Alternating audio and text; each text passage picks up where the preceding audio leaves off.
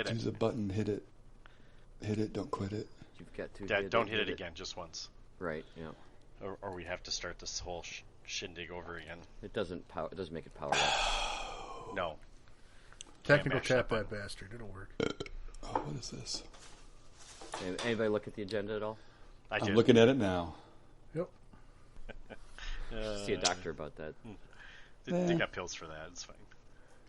Or a Vice, one of the two. All right, let's put our quarters in and run. We hit record. Let's go.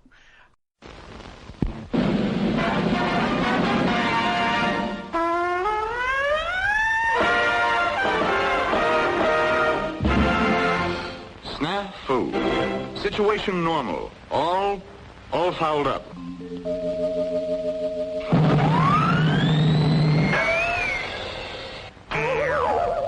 This is SNAFU.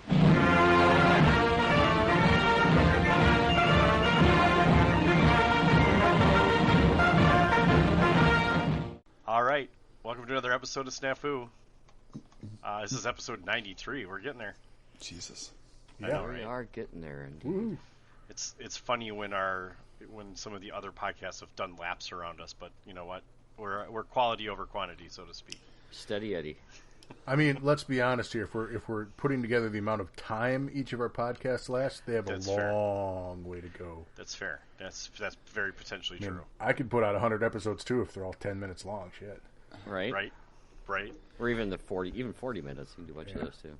I don't think we could talk for only 40 minutes, to be fair. Our tangents last longer than that. We're not really into podcast measuring, are we? I mean, no. Yeah. No, I find it intriguing when you're like, oh, that one is on like episode 200 somehow. Holy They've been shit. out for 2 years. Like even non-related bolt good action for them. stuff. Yeah, there's just people are. There's some people that can be more prolific. We are slow and steady. Just I'm trying to corral all you guys with your massive world touring and stuff. There is that. Yeah. Not me world touring. I just live at home. Well, you're for kidding. Yeah, that's the same. That's like a world tour. That is like a world tour. It is like a world tour. I'm just like the roadie for a world tour. So yeah, hey, Rick, my sister just came down with her 5th, so you're gonna step up the game. I met someone that had 19 kids today. What? They had 19 today? No, not today.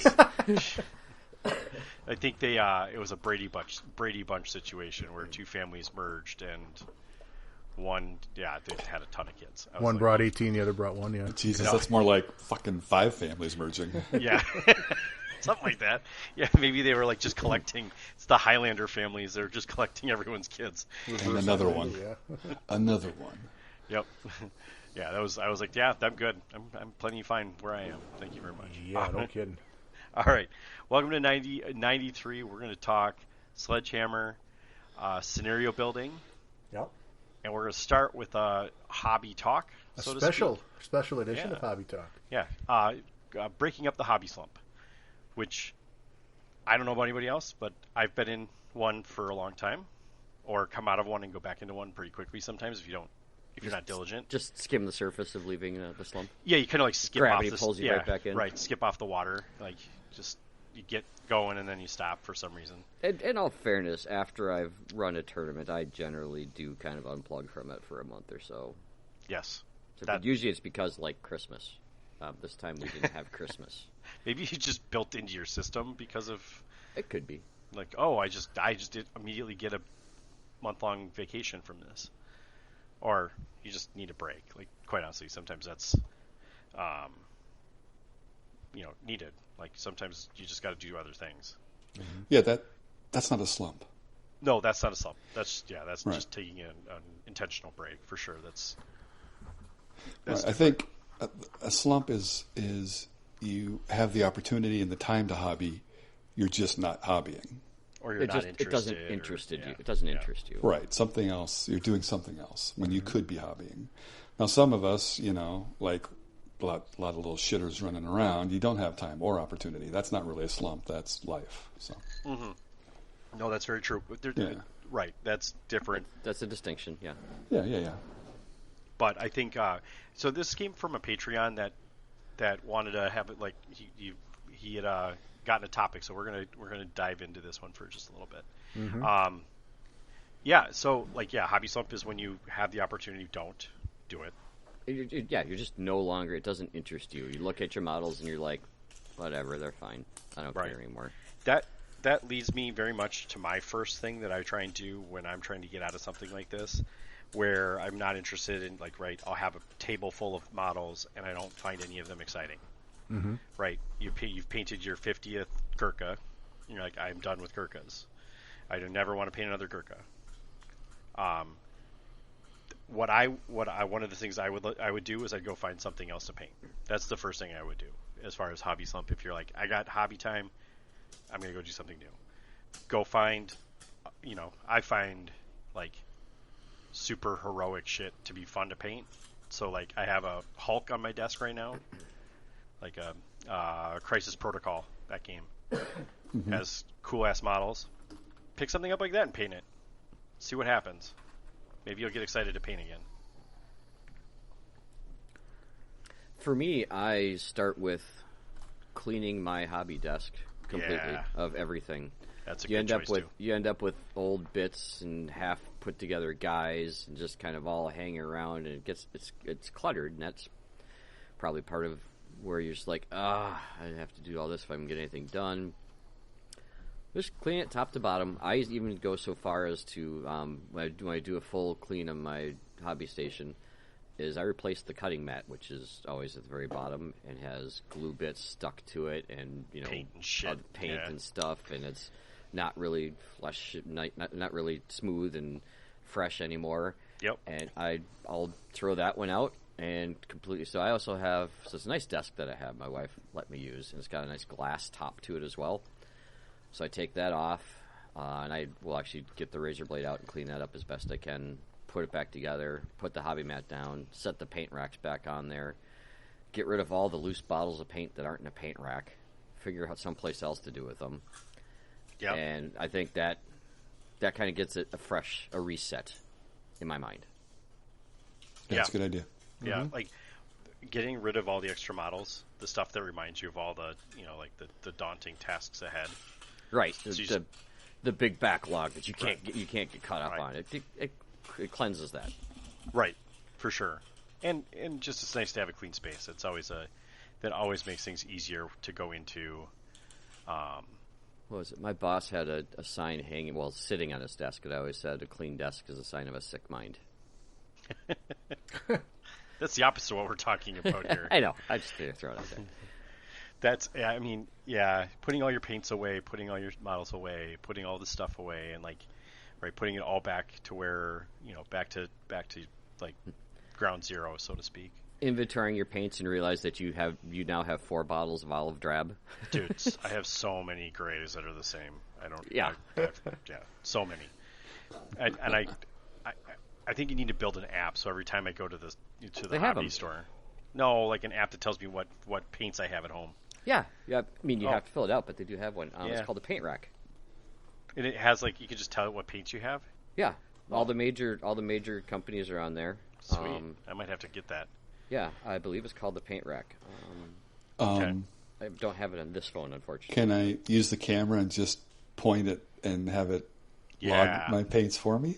That would be QR code something. type shit. That would be the most helpful because I hate organizing and typing that shit in. Right. So, something that would be a win. It's like when I was organizing the few Magic cards I had, I could just point the camera at them, and then it's like, this is what it is. So. I'll scan the barcode or something and just add it. That'd be slick. Yeah, so if there's an app called Paint Rack that does that would be brilliant. So the Paint Rack, which is a free app, I believe, it does have a scan. You can scan your paints. There you go. Oh, that's nice. It's got a rapid scan feature. Nice. Sweet. So I can go scan all the paints I have, and then when I go to the store, it'll tell me I have it. Okay. Yep. And I'll still buy it anyway because I won't believe it'll be dried. Oh my god, it'll be dried out. So it looks like it. So it's got sets. It's primarily set up for Citadel, but it does have Vallejo stuff in here too. Yeah, some good paints, Vallejo. That's primarily what I use. I have not dabbled with the new speed paints or what the hell's that guy's name? Duncan Rhodes, dude. stuff. Too thin layers or Too something. thin coats. Too thin coats. coats. There you go. Citadel, Vallejo, Reaper, Ammo, AK Interactive, Army Painter, P3, Do they have Tamya, 78 Scale series? 75, Scale Green 75, Stuff, thank you. Abacula that's quite a bit. 502. So yes, it's That's pretty. Those are all the ones I have. Yep. I did just buy 3 paints from Too Thin Coats, so I'll try those Okay. out. I've I'd got like a to few hear of how them. those work. I've got a few of them. I have liked them so far. I'm going to see how they go through the airbrush. Are they, as advertised, are pretty thin? I'm probably not the person to ask that Okay, question to. okay. Just to be honest with you. No, that's fair. That's fair. I'm just curious because I'm a big fan of Scale 75 Okay. and AK Interactive. So AK's got some interesting stuff. so there you go. Paint rack. Yeah, okay. I Nice. don't recall if I had to pay anything to get it. It might be like a $5 thing because I don't think I would have done if it was more than $5. So I Yeah, mean, no. that makes sense, yeah. You know, try and buy So- shit for more than that on my phone. there are 3 different things that gets me out of a hobby slump. Yeah. Playing the actual game, yeah, That helps a lot. get the models out, play the game, have a good time, and kind of be reminded of a little bit of the payoff Yep. of the hobby. So that usually kind of kicks things for me. The second thing is, and that's something in your control. The second thing is also in your control. The last thing isn't in your control, but the second thing is sign up for a tournament. Yep. sure. Yep. Absolutely. Read the pack and do something. Read the pack again. Do something with your army that's new or fresh or whatever the case may be. Right. Sign up for a tournament that you're excited to go to Right. with people that you're excited to play with. It doesn't just have to be one of mine. No. So, so that, hopefully there's a cool theme or something, and that can kind of help inspire you or kickstart stuff. I mean, and things like that. You can make it your own excitement too, though. You write a theme that you really enjoy or whatever. You can. You can make it. Yes, That- but Go ahead. But I bring that up because I said these things are within your control, but you get help because you have to play a game with somebody else, and so Right. you're interacting with somebody. You can talk about your models, you look at each other's armies, you chat, you have a good time. So there's some back and forth. Yep. In the tournament as well, if there's a theme, that can help and things like that. Now, of course, you can come up with something for yourself, or especially if you're excited about something, coming up with a new idea and stuff like that. But if you were great at that kind of stuff, you might not be in a slump anyways. So, I mean, Right. there's the last thing, one of the surefire ways that got me out of a slump was a new army book came out with new rules for new models, a new kit, a new edition or something like that. So there's kind of this churn of the game. Something new was on the horizon, typically. And that kind of always recharged my batteries. So that last one is not within our control at all, unless you're playing a game that has that built in. But bolt Right. action isn't that. So although there's a new edition that's been announced, so that is on the horizon. So maybe that might help, kind of shake things up for us a little bit. And I think it will. Obviously, new people will come in. There'll be new things to do. Obviously things will change to some degree. Who knows how far? But We might all need machine gun teams or something. right, Who knows? right, yeah. Whatever the case may be, that'll play a role in that, and it might get you excited. I think the point on your second thing that I think helps too is it sets a deadline, and it's not like an arbitrary one you can move. Right? It's like there is a date that you need to have your shit done so you can go play in this tournament. Not that you could maybe not switch your army if you have something else to play or whatever, but sometimes I find with a lot of things in life, sometimes you just have to break through, right? I have to paint, I have to get this shit done. Sometimes that first couple hours is you don't like it and you don't enjoy it, and then you're like, oh yeah, I remember why I like this. Sometimes you just have to do it to get it there, right? Does that make sense? Yeah. Just kind of have to make it happen. Like, you don't have a choice.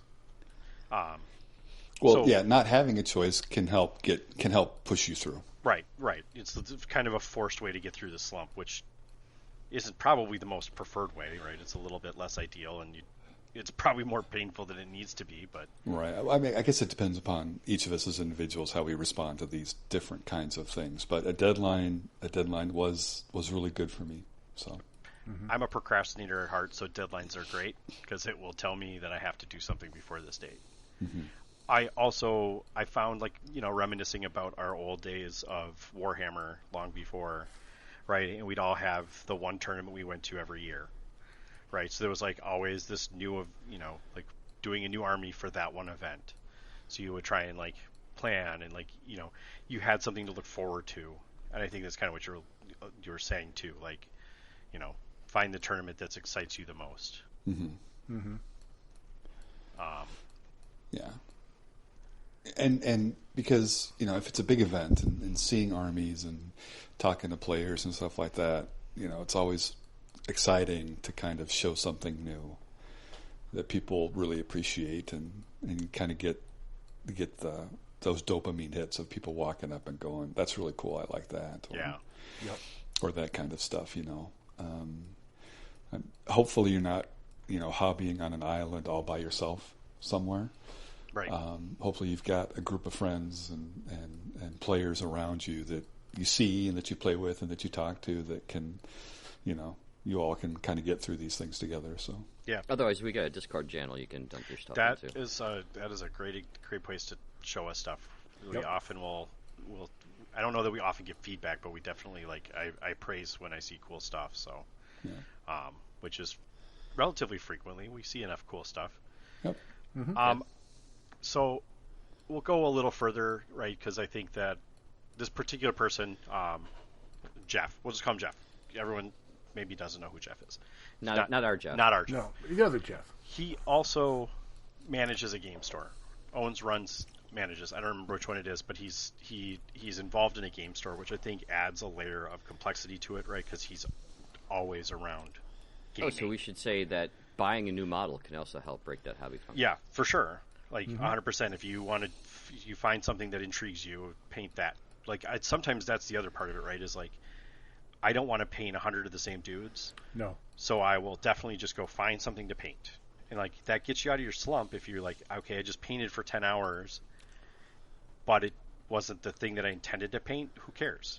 It's a hobby. It's not. This isn't your job. So don't get stuck with it. You're not going to get a raise anyway, so it's a hobby. Maybe you will. You give yourself a raise to your hobby funds. Sure. I mean, maybe that's a way of doing it too, right? You can't buy models until you paint your models. That's an old. What? Yeah, I know it's like a foreign idea to many, but don't. My bolt action storage would dictate otherwise. That was not true. I can just look around right where I'm sitting, and I'm like, I've got more unpainted models than painted models. I'm actually surrounded by my painted models. I feel I'm in my happy place. Well, I got the glass case behind me that has all this shit painted in it, but I definitely have a bunch of stuff on my desk. I need to clean off my hobby desk pretty hardcore right now. I've been neglecting the shit out of it very clearly as I look over at it and just God, that's so much work. Did it actually get up and look back at you? They're all looking at me I have a bunch of Sad horses eyes. that are just looking at me in shame. Like, dude, what are you doing, Hey. man? Get on this. Let's go. Yeah. So Jeff works in a game store, which it's hard for us to talk about because I don't think any of us have ever worked in a game store. But I can only imagine taking your work home with you and being excited about it might be difficult. yeah. I think I don't have a good way about. One of the ways, another suggestion I could make that would maybe clear the funk somewhat is cleaning your space and then just trying not to think about it for a week. But that's take a vacation from it. If it's daunting you and it's making you, depressed, so to speak, don't look at it. Don't try and engage in your hobbying for a little bit and see what happens when you come back to it, because I think you always come back more excited than you were before. What else? What other things? Dale posted something on Facebook that I thought was funny too about the fickleness of an airbrush. But I also do think that an airbrush added another level to my hobbying that I really enjoyed, where you got quicker results faster, and you got it just was a different way of painting. So like a new technique, something like that. If you don't airbrush, getting a relatively cheap airbrush might do cool things for you. You might find it to be an interesting way of painting. You might be disappointed with a cheap airbrush too. Did I say cheap airbrush? Did I say cheap or did I say inexpensive? I mean, yeah, you're right. Don't buy the $20 airbrush, but That's probably fine if you want to do some terrain. yes, which might be all you need to do, right? Is a new way to paint terrain. Like something is a change of pace, but a different way of doing it. It could definitely help. Find a new aspect of the hobby. Explore a new aspect of the hobby, perhaps. Yeah, right. If you're sick of painting, do some more terraining or modeling or whatever. Yeah. You might find that works for you too. Yes. Yeah, my airbrush. I've got a cheap air compressor. Sure, you still have a master Yes, compressor. I still have that old master compressor. I've had for years and years and years. It hasn't quit on me yet. And Does it have a tank? Yes, it does. So Okay, that's- supposedly, mine never stops running. I don't know about yours, but mine barely ever stops running. Mine does. Okay, Mine does all right, stop running. You might have a leaky valve. It And- might be like 3/4 full of water. How did you get water in there? That's what air compressors do. They fill with condensation. Like, right, it's sucking Yep. air out. You should have a catch for that. I do, but it's on the other side of the valve. Oh, okay. Yeah, Right, it is. It comes Yep. right as the air comes out of the compressor. It's getting That's where the water's supposed to trap. right. That's where the water yeah. trap is. But when Yep. when the compressor's sucking air in, the water will stay in the tank. You need There's a valve on the you bottom. need a You just have to have it dehumidifier in your house. I do have a dehumidifier in my house, but it's Stop putting it under the sink. called a master airbrush compressor. Just store it in the bathtub. Yeah. Maybe stop airbrushing while you're taking a shower or something. Man. I don't actually. He has know no if other it's full of time. water. And The only time you can find time is Shower and airbrush. I mean, it's easy to clean up. Then that's the best part. a fantastic starter airbrush is it's an American company called Badger. It's a Sotar 2020. Yeah, that's my Yeah, recommendation. that's what I would recommend to start. It's like Or 80. the It's Patriot. $80. Yep. $80. Yep. They have a lifetime warranty on their parts. Which is fabulous. You do have And to they- send it. they You have to actually send it to follow, them. yes. Yes, but it's. I cracked mine open again today. It's so good. They're so good. So. Yeah, Yep. and you could probably get all in for a decent airbrush for $200 with the air compressor. The master is just some Amazon cheap Yeah, thing, but it's like a $50 compressor, $80 airbrush, and fine. then that's another. You've all the accoutrement. So there's different bottles and things like Yep. that to get an airbrush holder, some lights and stuff like that. So it's not. $200 is a lot of money. it is. But it's I painted a shitload of bases today to look freaking brilliant, Yeah. and I'm going to paint the rest of my shit. It's going to be super simple. I might actually paint almost the entire army with my airbrush, Okay, and then come back in with a brush afterwards to do the details and highlights clean and up stuff and like highlight and stuff. Yeah, that's So, but it's still painting. It's not with a brush anymore. It's been a long time since I've done just purely brush on a lot of things. Right. But it does, being able to swap back and forth, I think is going to keep things a little bit fresh and help out with that quite a bit. So that's a good idea. Just a different aspect of the hobby. Another thing to do is, I've got a 3D printer sitting just behind my air compressor. That's another aspect of the hobby that you might be able to explore and kind of kickstart a little bit of a slump and things like that. Again, they can be expensive, but that's another way to go. Another aspect that you can maybe start doing. yeah. Yeah. Even so going as far as just buying new brushes sometimes, right? Just a new Oh yeah, if you treat yourself to a nice brush. yeah, Yes. right. That's what I'm saying. Yeah. Yeah, so like if you're used to just going to the hobby store or Michael's or Walmart or wherever and just picking up a couple of brushes and slapping some paint around, maybe treat yourself to a high quality brush or something. So like Right. a Winsor Newton. Yeah. those are my favorites. Those so are the go-to Me for me too. But Yep. it definitely Available on Amazon again too. Yeah, but it makes a difference in like in the enjoyment of painting, right? Like if you're like, oh, this shit can actually draw a line, right? Or I can get the detail I want, or I'm not fighting my tools. Yeah. Jesus, don't flip that out. Wow, I can't believe I was slipped. I didn't. Yeah. So if you're fighting with your hobby tools, that makes it less enjoyable too. So Yeah. Here's another thing, and it just occurred to me when you're talking about tools and I'm sorry, paintbrushes and things like that. Right. So some of the older metal figures from Warlord, I hated painting. Yeah. Just hated them. I didn't want to paint them. I didn't want to put them together. I didn't want to model with them or anything like that. As years have gone by, the kits have become better and things like that. Make sure what's on your desk is a model that you're not fighting against. No melty right? faces. Right. If I had to paint with a terrible brush, I wouldn't want to pick it up. Right. And if I have to paint a terrible model, it's just the same thing. Yeah. So maybe spend a little bit of time in making sure that what you're buying and what you're going to be modeling and painting is something that you're going to really enjoy painting. Yes. Right. So I don't think I really thought about that enough until I ended up with 300 metal figures laying around my desk, and I'm like, fuck this. At some point you realized it, but it might have taken you a while to realize it. Yeah, but you've already picked them up by then. You're and too stuck committed with already. them. Yeah, you're pocket right on that one. Yeah, and I guess that's more of how to avoid the slump. Mm-hmm. And there are probably some tips and tricks that you guys can throw out there as well. But for me, I think one of those things is make sure that what you're going to be working with, whether it's your tools or the miniatures that you're painting, are things that you want to be working with. I'm gonna jump in here because everything you guys have suggested so far are all things I do. Reorganizing the painting stations, cleaning everything up.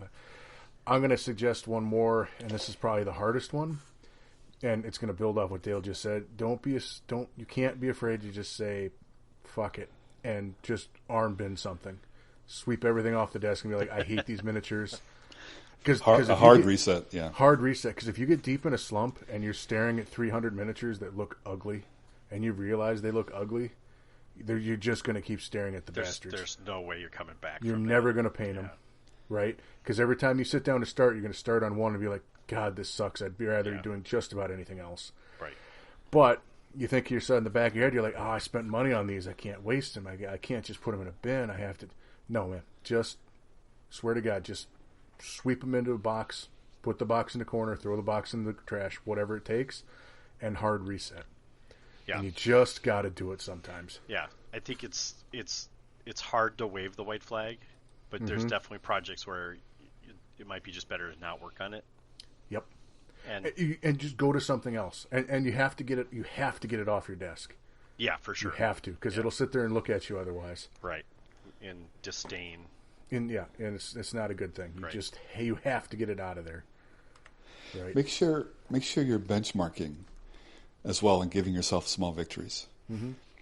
So for an example, I have a couple of miniature board games that I've acquired over the years, and there's one where it's a bunch of different factions in a couple of boxes, and so I just painted up all of the player characters.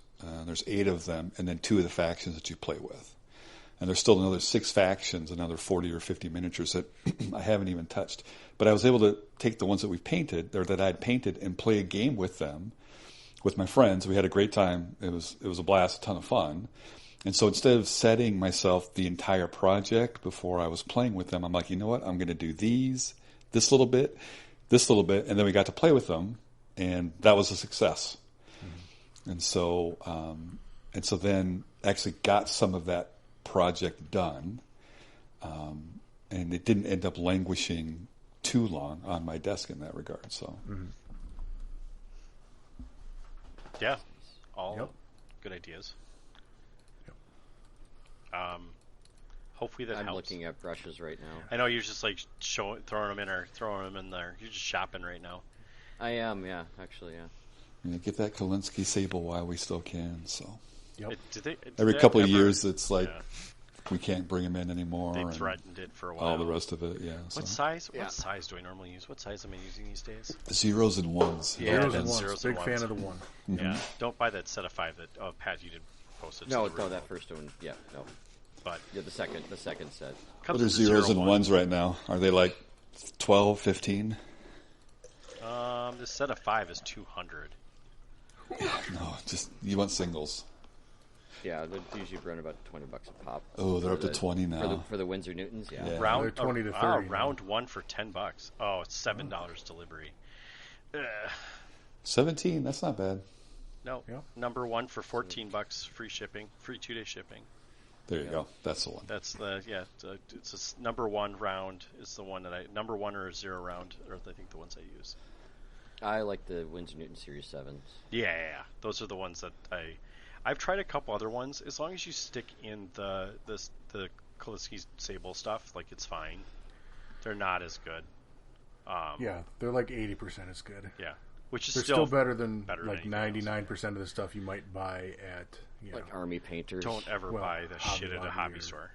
But Yeah. the paint is great, but do not buy their crap. Every single one I've ever tried, I've been disappointed with the hobby brushes from Which ones? the ones you buy off the paint rack with the GW brushes, whatever, any brush company that any of the major paint companies that we use for painting miniatures, don't buy that shit.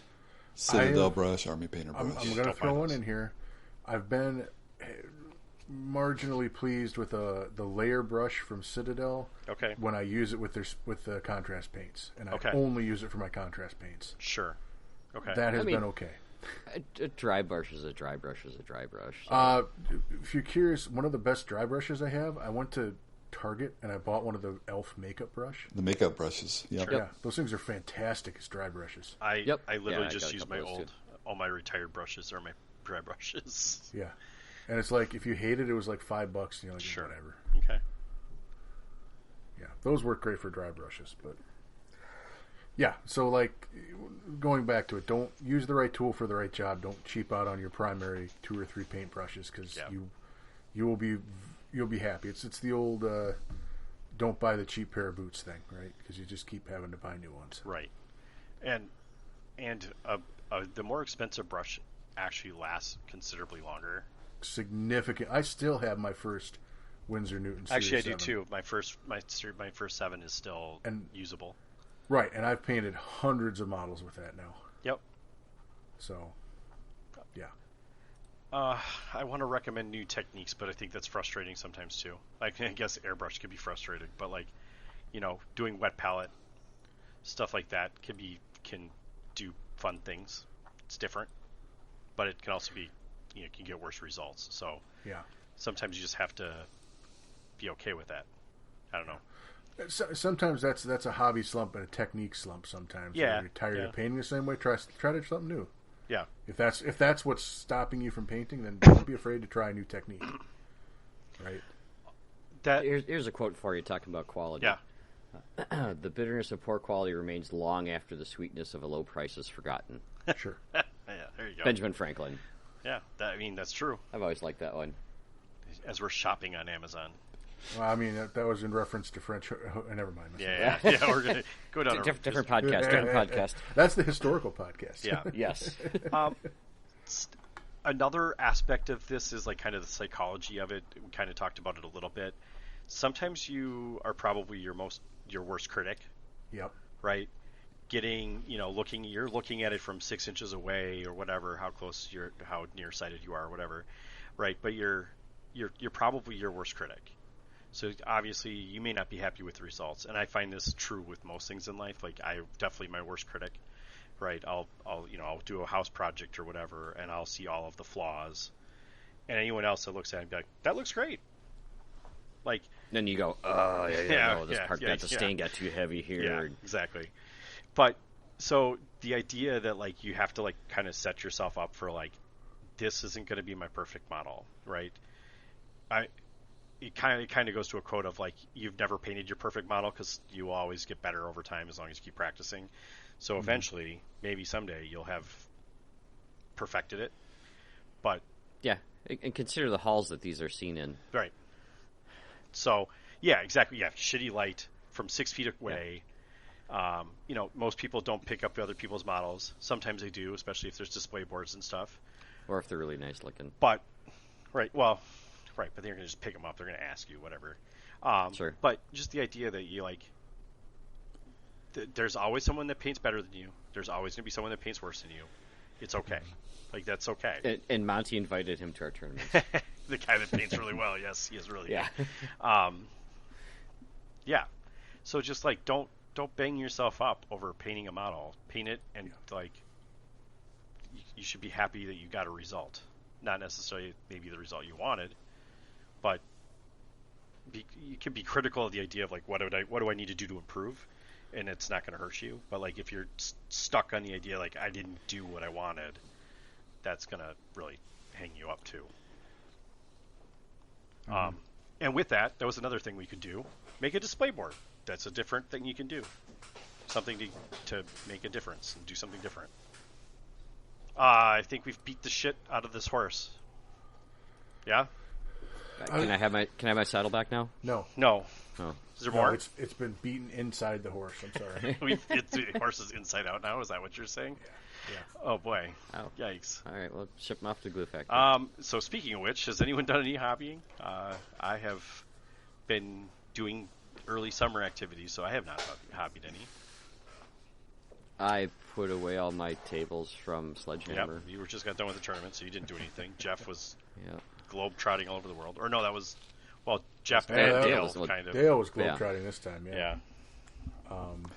I'll be honest, I painted a couple miniatures for some Dungeons and Dragons campaigns. It was a good break from painting olive drabs. Right? Right? That really is a thing about bolt action that I struggle with. Yeah. Is everything kind of is just blah. There's not a lot Everything's of armies earth that have cool tones of colors. some nature, and it's Yeah. super. It can be super blah. Yeah. Over time, if you just paint enough bolt action models, you kind of just get bored. Yeah. I really do think you need, at a minimum, you should have either splurge on a Citadel miniature, or get something from some other company that's going to be really colorful and just paint it. Yeah. Because it'll remind you what color looks like, and it's a good Sure.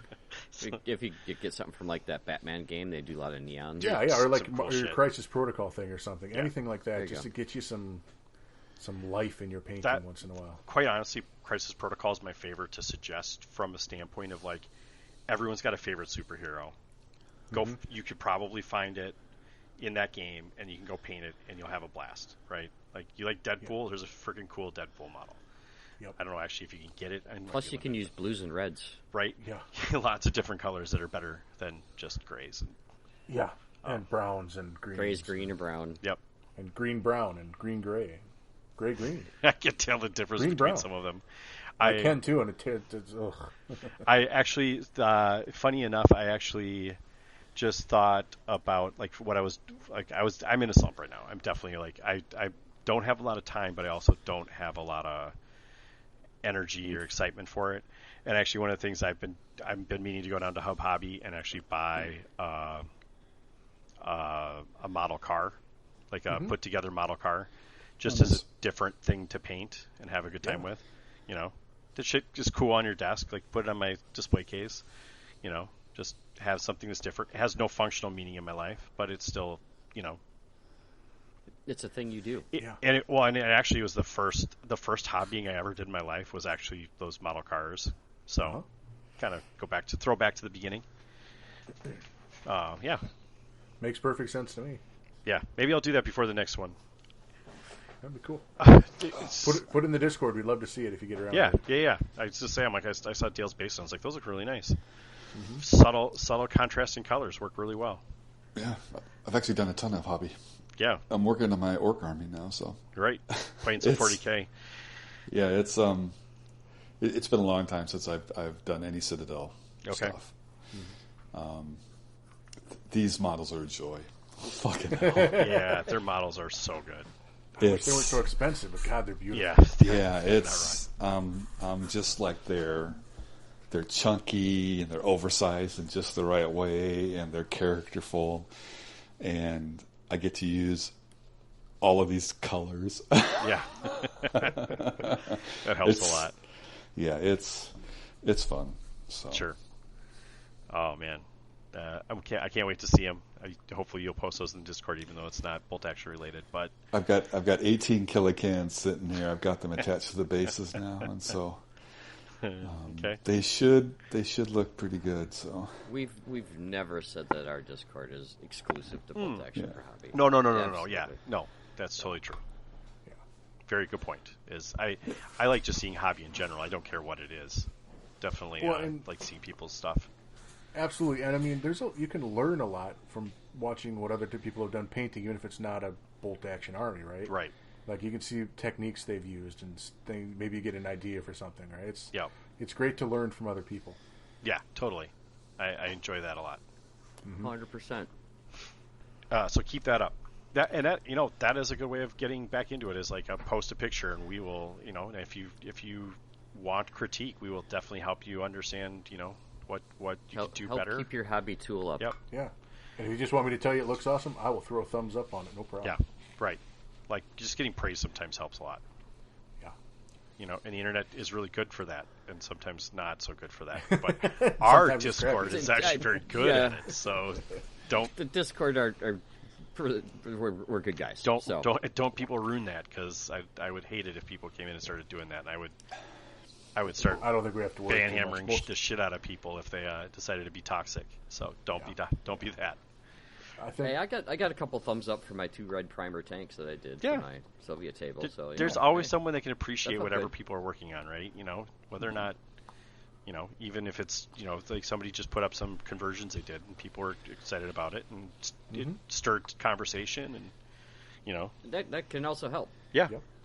That can help you want to do more. right, Absolutely. yeah, they'll keep you moving. I should try that. I will try that this month, this week, not this week. Sorry, resolutions were 6 months ago.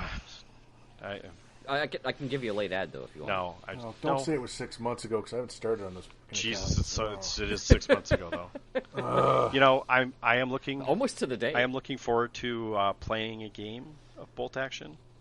Hopefully, we'll get that in, and it'll be enjoyable and Hopefully have fun. Thursday. Yep, hopefully. Yeah, that's a We just need to get enough segue to what people I'm to gonna get talk about later. into it. So we'll see if that stirs anything for me too, because it usually does. So, yeah. Okay, so Dale, you worked on stuff. Pat, you just packed up. Jeff, did you work anything since last time? Just some D&D miniatures. Oh, that's right. Okay. I guess if you count, so I painted 3 unit of Demigryph Knights for my Warhammer Empire army too. Cool. Because nice.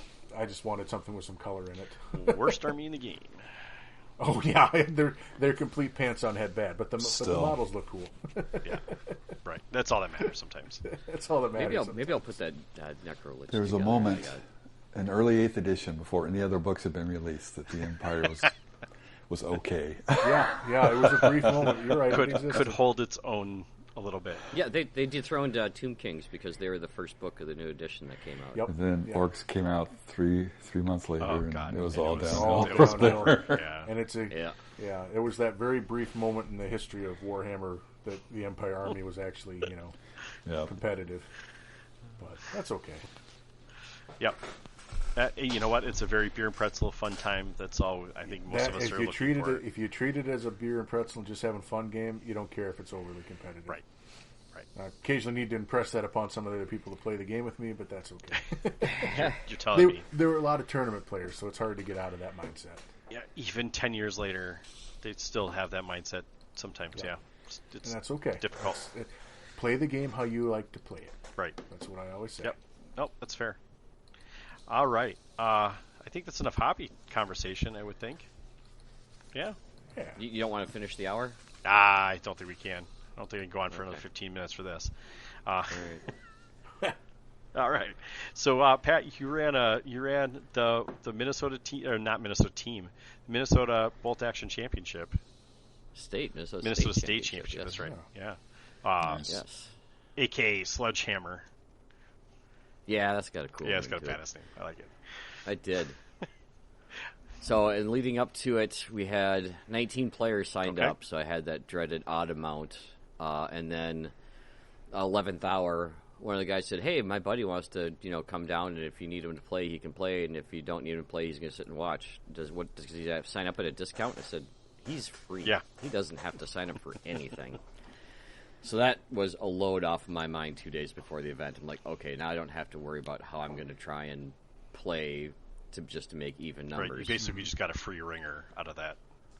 Yes. Yeah, that's pretty sweet. Yes, which I still like to call them rounders because they round the numbers off evenly. Sure. The ringer implies that he's coming in to clean the house. Yeah, fair. Yeah. That's just Jeff. Rounders So- reminds me of Matt Damon, though. Well, there's that too. We'll find a better term for that. But so that was very useful. And then we did end up having a morning of drop. Unfortunately, someone had a death in their family, and obviously family is way more important than toy soldiers. Yeah.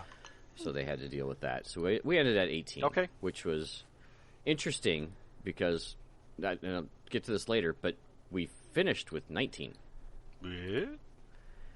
Okay. We had, let's just do this now. We had a guy who was hanging around basically mid-morning all the way through the end of the day, watching the games, asking tons of questions about it. I mean, we normally get people who stop in and ask questions, our players, or whatever. But he was there the whole day and then asked if he could come back the next day and play a game because I had an extra table set up with the guy who came in to be the rounder Awesome. for the ringer. Okay. So they ended up playing a game or two, I think. With it, he had the guy who was even guy brought his list in there, and I brought what I had set up for my ringer list in. So they ended up playing. So I technically picked up a player on day 2. That's awesome. Doesn't happen often. That's brilliant. That's awesome. So And that's pretty unique. clearly he enjoyed it if he played a second game. Yeah, I mean, he hung around yeah. the entire day. Watching every single game, asking tons of questions, and you know our Yeah. players. They're always going to stop and answer and go through things. Even if they're timed events, all our players are about the community. Most of the players were seeming like they were playing at a pretty good clip, but I think there were a couple players that were a little slow. Yeah, I have those documents. That's not a worry. Yeah. Just say there'll be some different encouragements when it comes to order dice. Candy. Give them candy. So I even went so far as to put timers on the table. Yep. 30-second timers. Right. Just little sand timers. And the instruction was I have the last 90 minutes are always times. I mean, the 2.5 hours are timed, but there's a running clock for the last 90 minutes. And I said, if you are not in round 3 by the time I start the clock, you must use the sand timer for every order dice. Right. And it's not. It wasn't to like get from pulling the dice to finishing the activation. It was like you had to declare your activation before declaring the action. Yes. Like pick a unit, make them do something, but you didn't have to finish rolling all the dice and shit. Correct. The order doesn't have to be complete. The order has to be given by the end of that. Otherwise, you're timer. basically just putting a unit down. Yeah? Was that the punishment for it? Yep, that was it. If the timer runs out, a unit's down. Okay. So I mean, the games went well, and we'll hit the final stats as far as how speed of play went for the most part. Obviously there's exceptions that skew results, and I know who those players are. They know who they are. And if you know you're a relatively slow player and you consistently in your casual games are taking 4 hours, or in tournaments you're never finishing a game, I recommend you lower your order dice count in your army. Yeah. Mm-hmm. Yeah. Mm-hmm. Or if you're really bad at drawing dice, like you forget, or you're just really slow at it, have your opponent do it. Yep. I have no problem drawing every dice or having my opponent draw every dice. I don't care. I know they're not cheating. As long as they keep coming. Right, as long as they keep moving. Right. I often will be like, oh shit, I have the bag. Right. If my opponent has it all the time and they don't feel bad drawing, I don't care. Like, let's move. Yep. Get used to saying as soon as you're complete, next dice, please. Finish up your order, clean up your dice, next dice, please. And just you had relatively keep that going. generous timetable too, though, right? Like you had 2.5 hour rounds or 3 hour rounds. 2.5 hour rounds. It's not bad. 2.5 is still good for on average. 15, 16 dice. There were a couple that were 18 to 20. Yep. There was one that was 10. Okay. If you want more breakdown of the armies, you can see Bo Mortenson's or Ryan's. There's a couple people videos about those. Yep. There's a couple.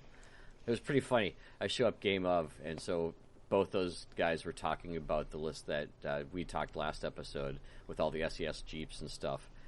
And he comes up to me that morning as we're waiting for the doors to open. He's like, "Can I have one more fucking podcast talk about my list, please?" That's a good list, dude. Like, I like that. Yeah. It was a good list, yeah. I enjoy the shit out of that list. I want to do that list. Really good list. Yeah. Mm-hmm. I mean, when you got 12 order dice that all have Reki, like, holy buckets, Yeah. you know? It's a scary looking list. Yep. Yeah. Yep. So, again, you know, the most common questions. I had 4 players that this was their first tournament. Okay. Spoiler alert, they've all finished in the bottom 6, but That's okay. Yeah, that's all they right. enjoyed themselves. Yeah, that's perfectly fine. They seemed to love it the whole time, and they were all very happy that they had signed up for it. So, and then I think we'll see them again later, hopefully at SNAFU. Sweet. Again, the most common question that always comes up is what happens to units on board when a transport's destroyed. Kaboom! Okay. So They get out. They get out. Some So of them if get it's out, just- anyway. So first of all, they have the same number of pins that the vehicle had before it went Yep. kaboom. They Well, roll a d6. unless they got on the vehicle with more pins than the vehicle had. True. See episode It's a weird 72. arithmetic Don't problem get all on of a board a sudden. transport during a game. So the d6 inches Yep. and a forced dismount. D6 hits, no pen value applied to it, just straight rolls, and they are down. Yes. And if there's more than one unit on board, you do the same for everybody that's on board. Right. And it was not just the new guys of the tournament scene that were asking those questions, but veteran players as well. We forget more than we remember. Yeah. It's true. Well, and that's the thing too. And I've said this before. When you're in a game, in a moment, trying to figure out your strategy and how you're going to play all these things, the rules aren't at the surface of your brain. Right. That's why I'm there. Yeah. Ask me. I'll definitely go through it with you 100% of the time. Yeah, I've seen people try and put the pen value of the shot that they shot at. Like, there's been some wonk. Yeah. But all that stuff doesn't apply. It's just like you take hits. They're auto hits, though, right? Yes, So, correct. You're rolling Yeah, wounds. you just Yep. essentially roll a D6, d6, how many wounds hits you to take. wound. Yeah. Yep. You still have to roll the wound. You don't have to roll. You still have to roll the Yeah, wound. There's Yes. a number of hits, Yeah. and then if they're regulars, it's 4 ups. Right, but there's just enough confusion there because most often you're hitting it with some kind of HE, and you're like, Mm-hmm. oh, I want to apply the pen to these, but that none of that shit applies. So yeah, Right. very They're not taking damage from their shot. They're taking damage from the fact that the vehicle just blew up. right. So, but one might argue blowing a vehicle should have its own pen value, but that's not. Well, listed and in it the won't rules. get any more pins. You won't get any more pins from it. Right? It's the Right. one result you can get on the chart that doesn't add any pins is destroying the vehicle. So there's that. Actually, disabled also doesn't. Oh, give disabled pins. doesn't, but it still makes them get out of the Jeep or get out And of it forces yeah, a But dismount. it Yep. does force them to get out. That's right. But they don't take any hits, which is good. Like that's there's some upsides to it, I guess. So the other one that was just weird, and I think this is a player just in desperation move, and this is one of these situations that if it had happened at like a narrative like SNAFU, Jeff would come over and go, "Okay, well, let's figure out how to do this." Right. But Yeah. what the player wanted to do, and he was in desperate mode, he wanted to take his Jeep and ram somebody else's Jeep with it.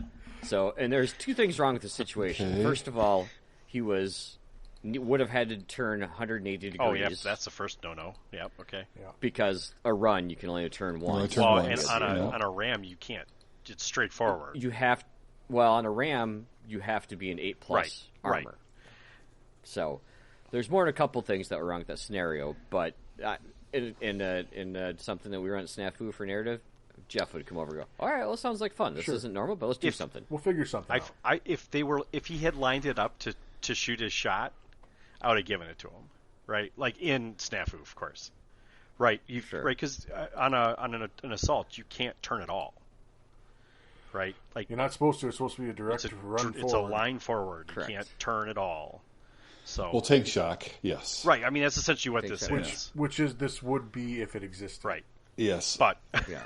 it's cheap Well, on cheap. tank shock is cheap for shock. infantry. But Tank you shock can for ram. infantry. Right. Yeah, but With you a need, with a tank, you can. I do believe that. it still Yeah. falls under You the can't same rule. you should never do it if you have lower armor. You should almost never do Yeah. it. Yeah, It'd be, exactly. I mean, if you run into another Jeep, that's hilarious. but yeah, That's work. equal armor, but they're not 8s. Yeah. Okay. Well, that's funny. You can't do it. Don't do that. Stop it. Yeah. Get some help. And the number of questions I had on charging is just like, I hope the rules, when they come out for V3, do clearly define this. And the easiest way I ended up explaining it to newer players is like, okay, have you identified the 2 units that are closest that have line of sight? They go, yes, it's this one, this one. I said, okay, now ignore the rest of the models in those units and figure out what's happening. Yeah, just the 2. Yep. And that dictates a lot of shit, doesn't it? Yes. That dictates a lot of it. Yeah. Yep. You're absolutely right, though. Like, if the rules were written with more clarity in mind, we wouldn't need about 40 pages of that fact. Oh my God, you're so right. Yes. Well, I mean, they just need to treat it like Star Wars Legion, right? Where they have an actual like defined leader model that has every purpose serves off of that one model. I mean, Star Wars Legion, that was an elegant solution to the problem, I think. Which I don't know if it's necessarily my favorite, but it absolutely solved that problem. It didn't solve everything, but it was clearly defined, which I appreciated, and like it made every further rule about like a unit, like how does cover apply, how does all this stuff work, like it all made sense. Yep. Right. Like nothing. There was no confusion. Whether it was the right or wrong, I don't know, but I know that he took a lot of inspiration from bolt action, but I think that was an improvement that could be applied back. But who knows? We'll see soon enough, I guess. Yeah, right. I'm super curious. When is that again?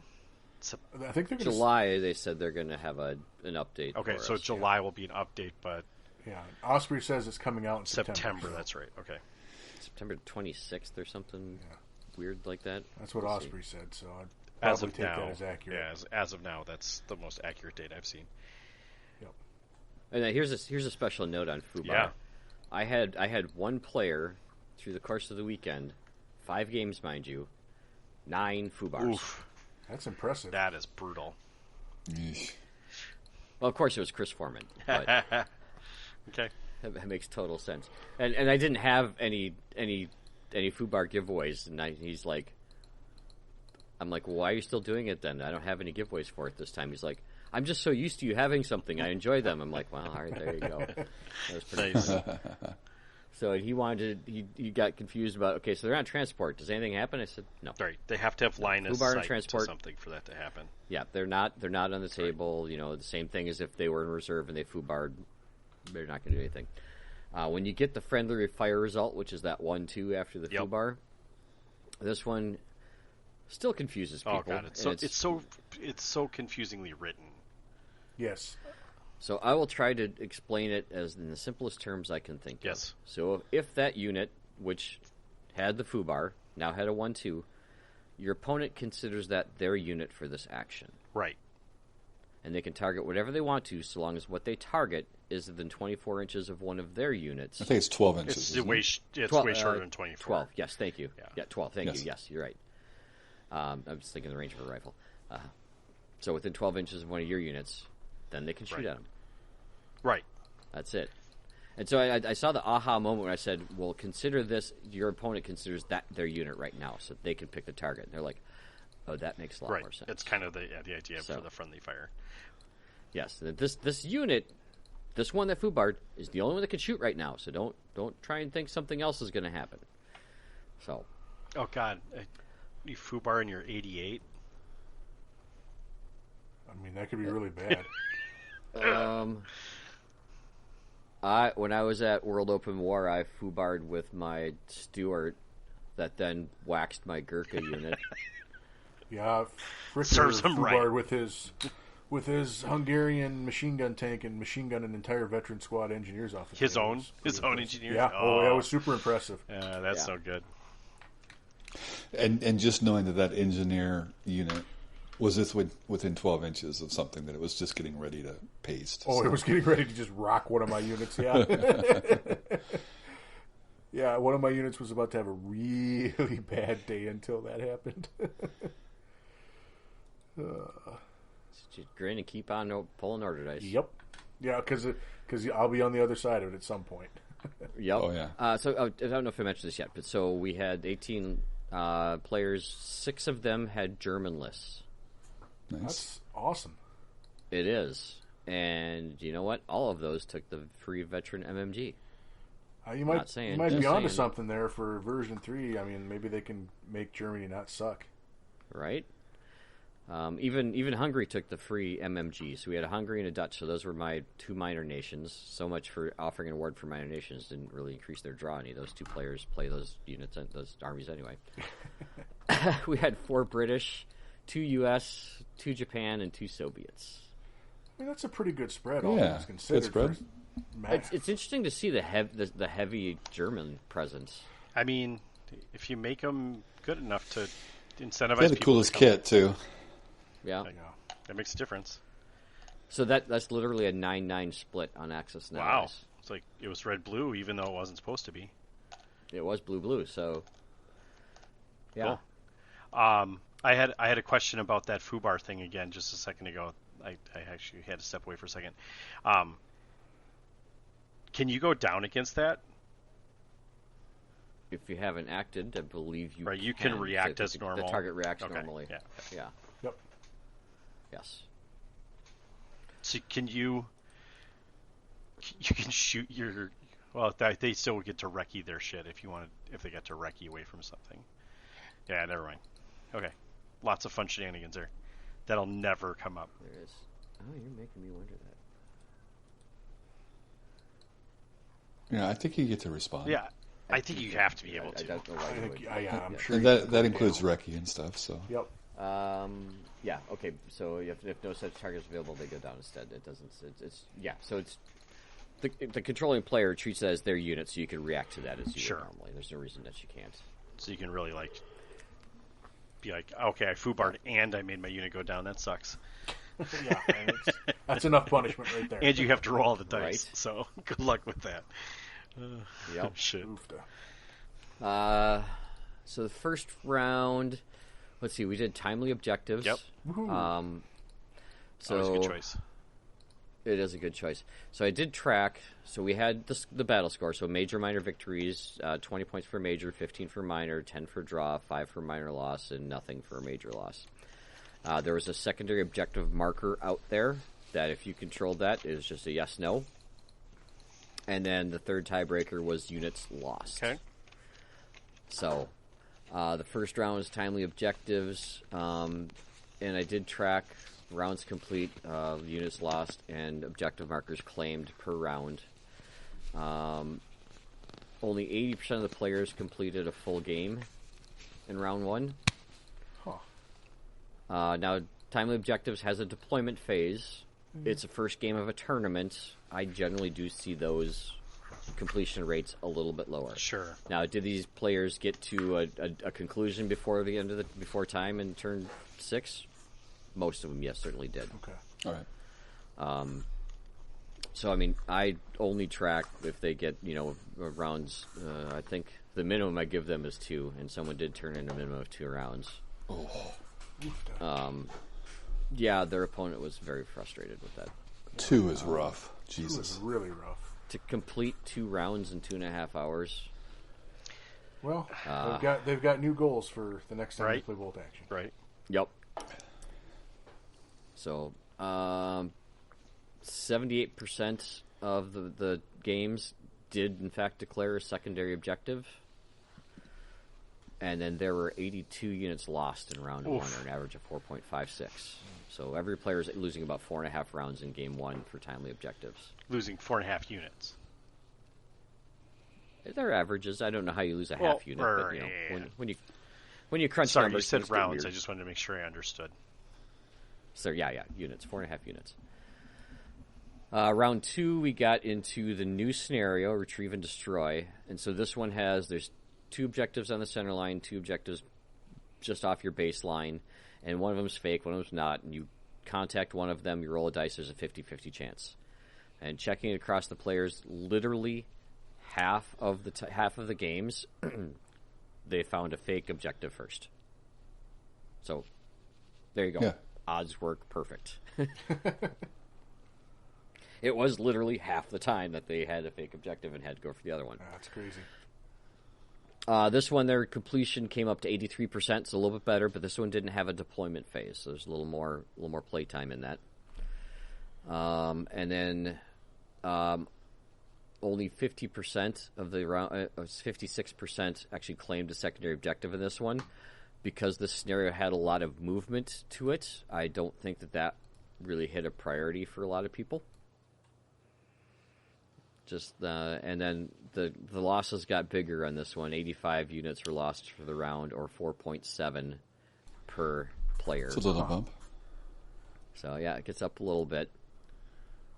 And then for the final round on day 3, we did meeting engagement, which this one has it's a first wave, so there's no deployment set up, and this 85% of the games reached round 6 or better. Okay. And this one, the secondary objectives just bumped up a little bit, but the losses basically stayed the same, and so that was the end of day 1. So we had Jason, Logan, Ryan, Jeremy, and Monty were all in the top 5 at the end of day 1. Spread between them was only 10 points. Close. So, yes, very close. And of those, only one player had actually claimed 3 of the secondary objectives, so 3 for 3 on their secondary objectives. Okay. So that was good. A lot of fun. A lot of us went over and had Devani's and hung out, chit-chatted for an hour or so before retiring home, and everybody made it back for day 2, which is always a big plus. Yeah, that's always a huge plus. Yeah. Even picked up a guy. Yeah, that's amazing. Round 4, this is where it gets just crazy because now we're playing surrounded. Jeez. So this one has the defender has a deployment, the attacker has a first wave, and then I love from a TO standpoint. Now, this as a player, this scenario is both fun and frustrating at the same time. It's the confused deployment, isn't it? It's the confused fight. Yeah. Where you can come in all over the board edge. In almost every single game, there's one corner that players just pile up on each other on. Yep. So this one maintained another 85% of game completion.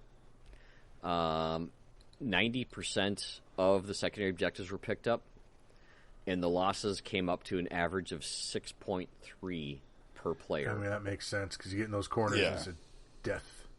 Yeah, 113 units were lost in that round. Oofta. So, and that's the end of round 4, and now we're staging up for the final one. End of round 4, we had Ryan and Jason were both tied at 65 points. And then Jeremy, so Ryan had a German list, Jason had the SAS Jeep stuff. Jeremy had his Japanese with the spigot mortar and the veteran guys. Ian's got his fully enclosed transports running all over the place. So those guys are all setting up, and then Logan's actually tied there with Ian, but just further behind on the secondary objectives. So these 5 guys are all basically in position to get to take it in the final one. So I mean, if the top 2 end up doing something weird, then Ian or Jeremy win, they can jump up. If Logan wins, he can jump up. So it was really interesting. There was no given going into the final round. Mm-hmm. And that we played Sector Dominance. Okay. Which is a good one. So this one, again, we jumped up to an 87% completion on this one. The secondary objectives were back down to 78%. And Sector Dominance is interesting that this one jumped up at 5.6 units lost per player. So aside from Surrounded, that's the bloodiest round there is. Yeah. Huh.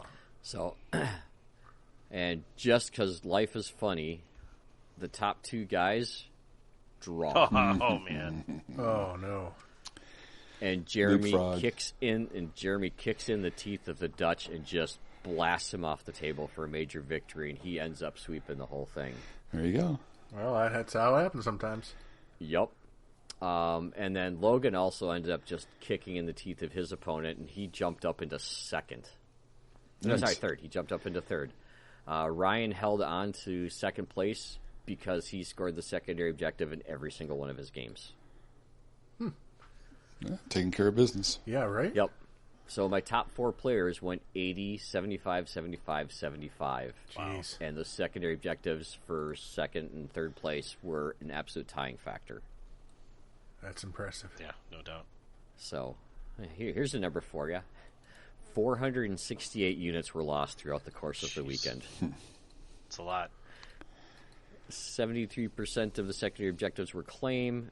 Average, each player lost 26 units. Ryan, who came in second overall, lost 9 units the entire weekend. Wow. Wow. The next closest player was at 19. It's because nobody wanted to shoot those marching band dudes. Yeah, that could have been it. Yeah, he had pretty good. He came in third for painting, too.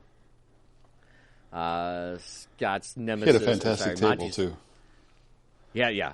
He had a sub table there. In fact, when Ian and Paul were playing against each other round 3, they asked me to move the secondary objective over on the sub just so they could play for the sub as an objective. And I'm like, yeah, sure, why not? So, and then we had Monty won Best Painted, just barely edging out Scott. And we had a new guy come in and sweep the favorite opponent, and that was Eric. Nice. So one of the new guys came to the tournament, just edged out Paul G with a marginally better battle score. But, yeah. So if you're keeping tabs out there, the Minnesota State Championship belongs to a guy from Iowa.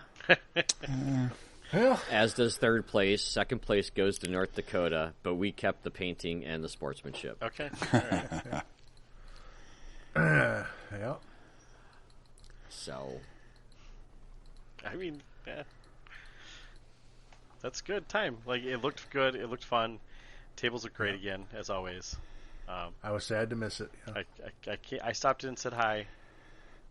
you did. Yep. Dale also stopped in just before you. Yeah. Yep. Yeah, I'm sad I didn't get to play in it, but it's just, life is busy. So. That was also really, really helpful for the 5 or 6 guys that hung back and helped me put all the tables together and drag them out to my car. That was really appreciative of that, because that is that is a job, right? That is such an awful part of a tournament that makes me not want to host a tournament. That's that cleanup of hey, everybody's gone, and now I'm still here for an hour packing up crap and dragging stuff out to my car in the rain, nonetheless. Oh, yeah, no good. So, but yeah, a bunch of guys stuck around, helped out. That was awesome. Best Minor Nation also went to Jeff, so we didn't even keep that one at home. Yeah. that's all right. Yeah. He's lived on both sides of Minnesota, so on average, he's a Minnesotan. There you go. Did he at some point live here? No, he was in North Dakota and moved to Okay. Wisconsin. Okay. So you just skipped right over us. Yeah, he averages Minnesota. It's sure. fine. Maybe he passes through a lot because he has to pass through us to get back home. So, There you go. in fact, after Operation SNAFU, he stopped by my house to pick up Ryan's army that he had left behind to bring to him. I forgot about that. Yeah, and the whole army. So, I made sure Ryan had his army before he Okay, left. good. That is good. Okay. So it was a great time. It was an absolute blast. Everyone was great. I didn't have any whining, pouting, cheating, anything. Oh, It was I would they're a great hope group of not. guys to run through. I only had 2 players that ended up having to repeat on tables. Okay. So that's not too bad. That's pretty good. No, it's good. Yep. So, yeah. Very nice. Good fun. Yeah, sounds like a really sounds like it went really well. There, I can spit words out. Excellent. Say some words. Okay.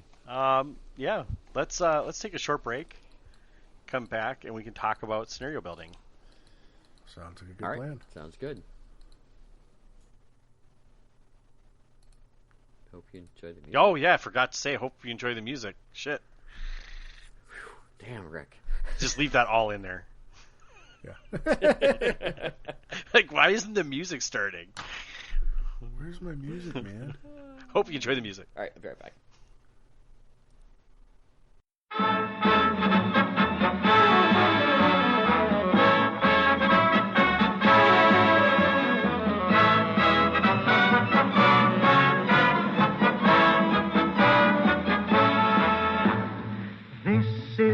army, Mr. Jones.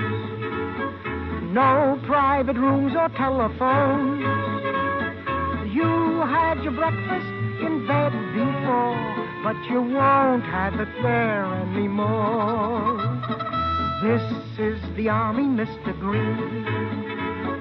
We like the barracks nice and clean. You had a housemaid to clean your floor, but she won't help you out anymore. Do what the buglers command. They're in the army and not in a band. This is the army, Mr. Brown. You and your baby went to town. She had you worried, but this is war, and she won't worry you anymore. This is the army, Mr. Jones. No private rooms or telephone. You had your breakfast in bed before, but you won't have it there anymore. This is the army, Mr. Green. We like the barracks nice and clean. You had a housemaid to clean your floor, but she won't help you out anymore. Do what the buglers command. They're in the army and not in a band. This is the army, Mr. Brown. You and your baby went to town. She had you worried, but this is war, and she won't worry you anymore. No, she won't worry you anymore.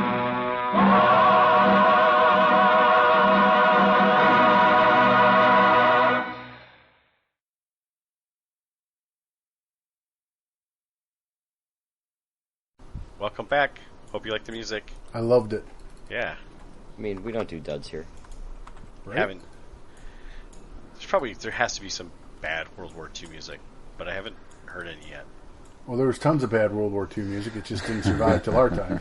Yeah, Right. that's fair. I That's generally fair. don't pick those. Okay. So, before we jump on, I would be remiss if I did not mention our sponsors from Sledgehammer. Yeah, I Oh should get yes. that in there. Yeah. Do it. So, of course, Warlord Games. I do like how their price support's doing this year. I don't have to individually select every item, which has its pros and cons, but that's kind of cool. So, and again, the other posters and certificates, top notch. Right. So you just picked a package and they gave you all the stuff. Yep. whatever it was. So. Depending what tier I'm rated at, and it's got Sure. there's like 6 different things I can pick from, so I can kind of tailor it some. Cool. Which is kind Okay. of nice. That's cool. Father and Son Gaming sent over a couple of kits. Nice. Kick-Ass Mail Order sent over a bunch of stuff, and one of those mugs that they also sent all of us, which are super cool. Yeah. They're I was always I good was guys. modeling mine all weekend and drinking coffee out of it. Nice. Very nice. So, and naturally, Rubicon Models USA always gives 4 kits plus some extra bonuses. Top notch. And then a late edition, like week of the Source, just dropped like 400 MSRP of stuff Jesus. for me, like a big grocery bag of it. I'm like, I was hoping for like 2 or 3 kits. This is spectacular. So, big thanks to them as well. Yeah. Sweet. So, there we go. That's awesome. Yes, it was awesome. It's always nice to have sponsors that are. All right. Let's talk about some scenario stuff then. Woohoo, Yeah. scenarios. Yay, scenarios. A popular They're okay. topic made popular by us. Kind of need them to play the game, I guess. And it's nice to play ones that you've never played before. Both those things are true. It's nice to have a wide variety. It's nice to have a variety. There you go. If you just play the 6 in the book, That could it get gets old pretty boring. quick. Yeah. Yep. Well, there's 12 in the book. There's really only like 10 in the book. Well, There's a couple that don't count. okay. Someone had a shitty Friday and wrote some bad scenarios. They're not worth counting. No, yeah, No. you should not play them. As is, you shouldn't play them. At least Well- we'll get into that, I'm sure. Well, what makes them a bad scenario? We're going to talk about that. Yeah, we'll talk about that. Brilliant. Yeah, I was trying all right. trying to lead the witness. I object. You can't handle the truth. Right You can lead on cross, just not on direct. It's okay. there you go. Ah, So I don't know which one we are though. a Little column A, little, column B. Little lawyer speak there for those that know lawyer speak. All right, so let's start there. Well, we already talked about this a little bit last episode, but I think this is a little bit deeper dive into some of the things that we like and don't like about scenarios. Yep. And I like how you can maybe implement some of that stuff in your scenarios if you're going to choose to make your own. Which, if you're a TO or you have a group of players that have been playing the same kind of if you've been playing a lot of meeting engagement, maybe it's time to find something more. And we'll help you steer away from some and steer into some, and maybe help you write your own. Yeah? Yeah. Kind of the whole point of this conversation. Okay. Yeah, somewhere around that, yeah. Yep. Yeah. All right. You know what? I am going to go grab my book because I have not played either of the two scenarios that we're about to talk about in how many years? There's a couple reasons for that, so yeah. Yeah, let's get into it. Let's talk about point defense first. Well, and it's always really good to start by looking at a bad example. And so you can sometimes you don't know if it's a bad example, though. Well, this is an example of bad. This is bad. Yeah, we will say this is. We will tell any new users this is bad. Let me caveat that. Yeah. For a competitive environment. Oh, yes. Fair. Yeah, fair. Very fair. Yeah. Yep. If you're playing just for fun, or you're recreating some historical event, knock yourself out and play whatever scenario you want to play. Right. You better off picking up one of the theater campaign books. I agree. Yeah, one of the theater books or campaign books is definitely a great, fantastic resource actually for historical battle scenarios. Yeah, they're really good about that. They're really good about that. They do good. In contrast, these are kind of I don't know a good way to say it. What to say about these? These are trying to do something that just doesn't quite work in a competitive game. Let's go with that. Yeah, it's not quite balanced, right? And we'll discuss the reasons for that coming up here. Sweet. So, all right, let's get into it. Let's talk about point defense. Let's talk about what point defense is first. Those that don't know it. Sure. 1,000-foot overview. I got it open here in front of me. Sure, I do. Both players roll a dice. High score picks whether it be attacker or defender. Most of the time, you're going to win the game right there. The defender picks a side of the table and sets up at least half his units in the setup area. And there's a little diagram below. These units can use the hidden setup rules, which everyone almost always forgets. Units that are not set up at the start are left in reserve. As he sets up his forces, the defender must nominate 3 separate objectives in his setup zone. All objectives must be 6 inches from the defender's table edge. In addition, they all must be 24 inches from each other, so there's really not a lot of leeway where these objectives are going to go. They have to go in spots, yeah. You might as well just say where they're going to be. Right. These objectives can be tactically important positions, such as a building, a hilltop, a ammo dump, a fuel reserve, maybe a command post or a vehicle repair shop, an ice cream parlor. Taco truck, whatever you want it to be. There were not many taco trucks back then. Well, because people kept taking those objectives. Right, yeah, exactly. Quit using my mini donut truck. How about that? There you go. All right. Anyway, just make sure you know what they are. And the attacker's units are not set up at the table at the start of the game. The attacker must nominate at least half his force to form his first wave. This can be the entire army if he wishes. Any units not included in the first wave are left in reserve. Objective. The attacker must try and capture the 3 objectives. The defender tries to stop him. There's a preparatory bombardment. 2+, it shows up. On a result of 1, the barrage fails to materialize, but you have to attack anyway. First turn, battle begins. During turn 1, the attacker must move his first wave onto the table. These units can enter the table from any point on the attacker's table edge and must be given either a run or advanced order. Note that this no order test required to come on the board. That's we should know that anyway. But yeah, right. Correct. It's good to have it in there. Good to have it in there again. At least they're covering the bases. Sure. Yep. Play 6 turns, roll a dice on a 1, 2, or 3, that's it. On a 4, 5, or 6, play turn 7. End of the game, calculate who's won. If the attacker holds 2 or 3 objectives, the attacker wins. If the attacker holds 1 objective, it's a draw. If the attacker holds no objectives, the defender wins. All objectives are held by the defender at the start of the game, regardless where his troops are. If an objective changes hands during the game, then it remains under the control of the side until it is taken back. To capture an objective, there must be a model from one of your infantry or artillery units, or a transport including one such unit, within 3 inches of the objective at the end of the turn. And there must be no enemy units of any type within 3 inches of it. Once you capture an objective, you hold it until the enemy takes it back. Okay. Yeah. And there's a nice little diagram here for point defense, scenario 10. Scenario 9, excuse me. Yep. Now, what makes this a really, really unfun competitive scenario? Pat, would you like to start with that? Well, so first of all, the defender starts with control of all the objectives. Yep. And the control can only flip at the end of a turn. The objectives are very, very, very, very deep in the defender's zone.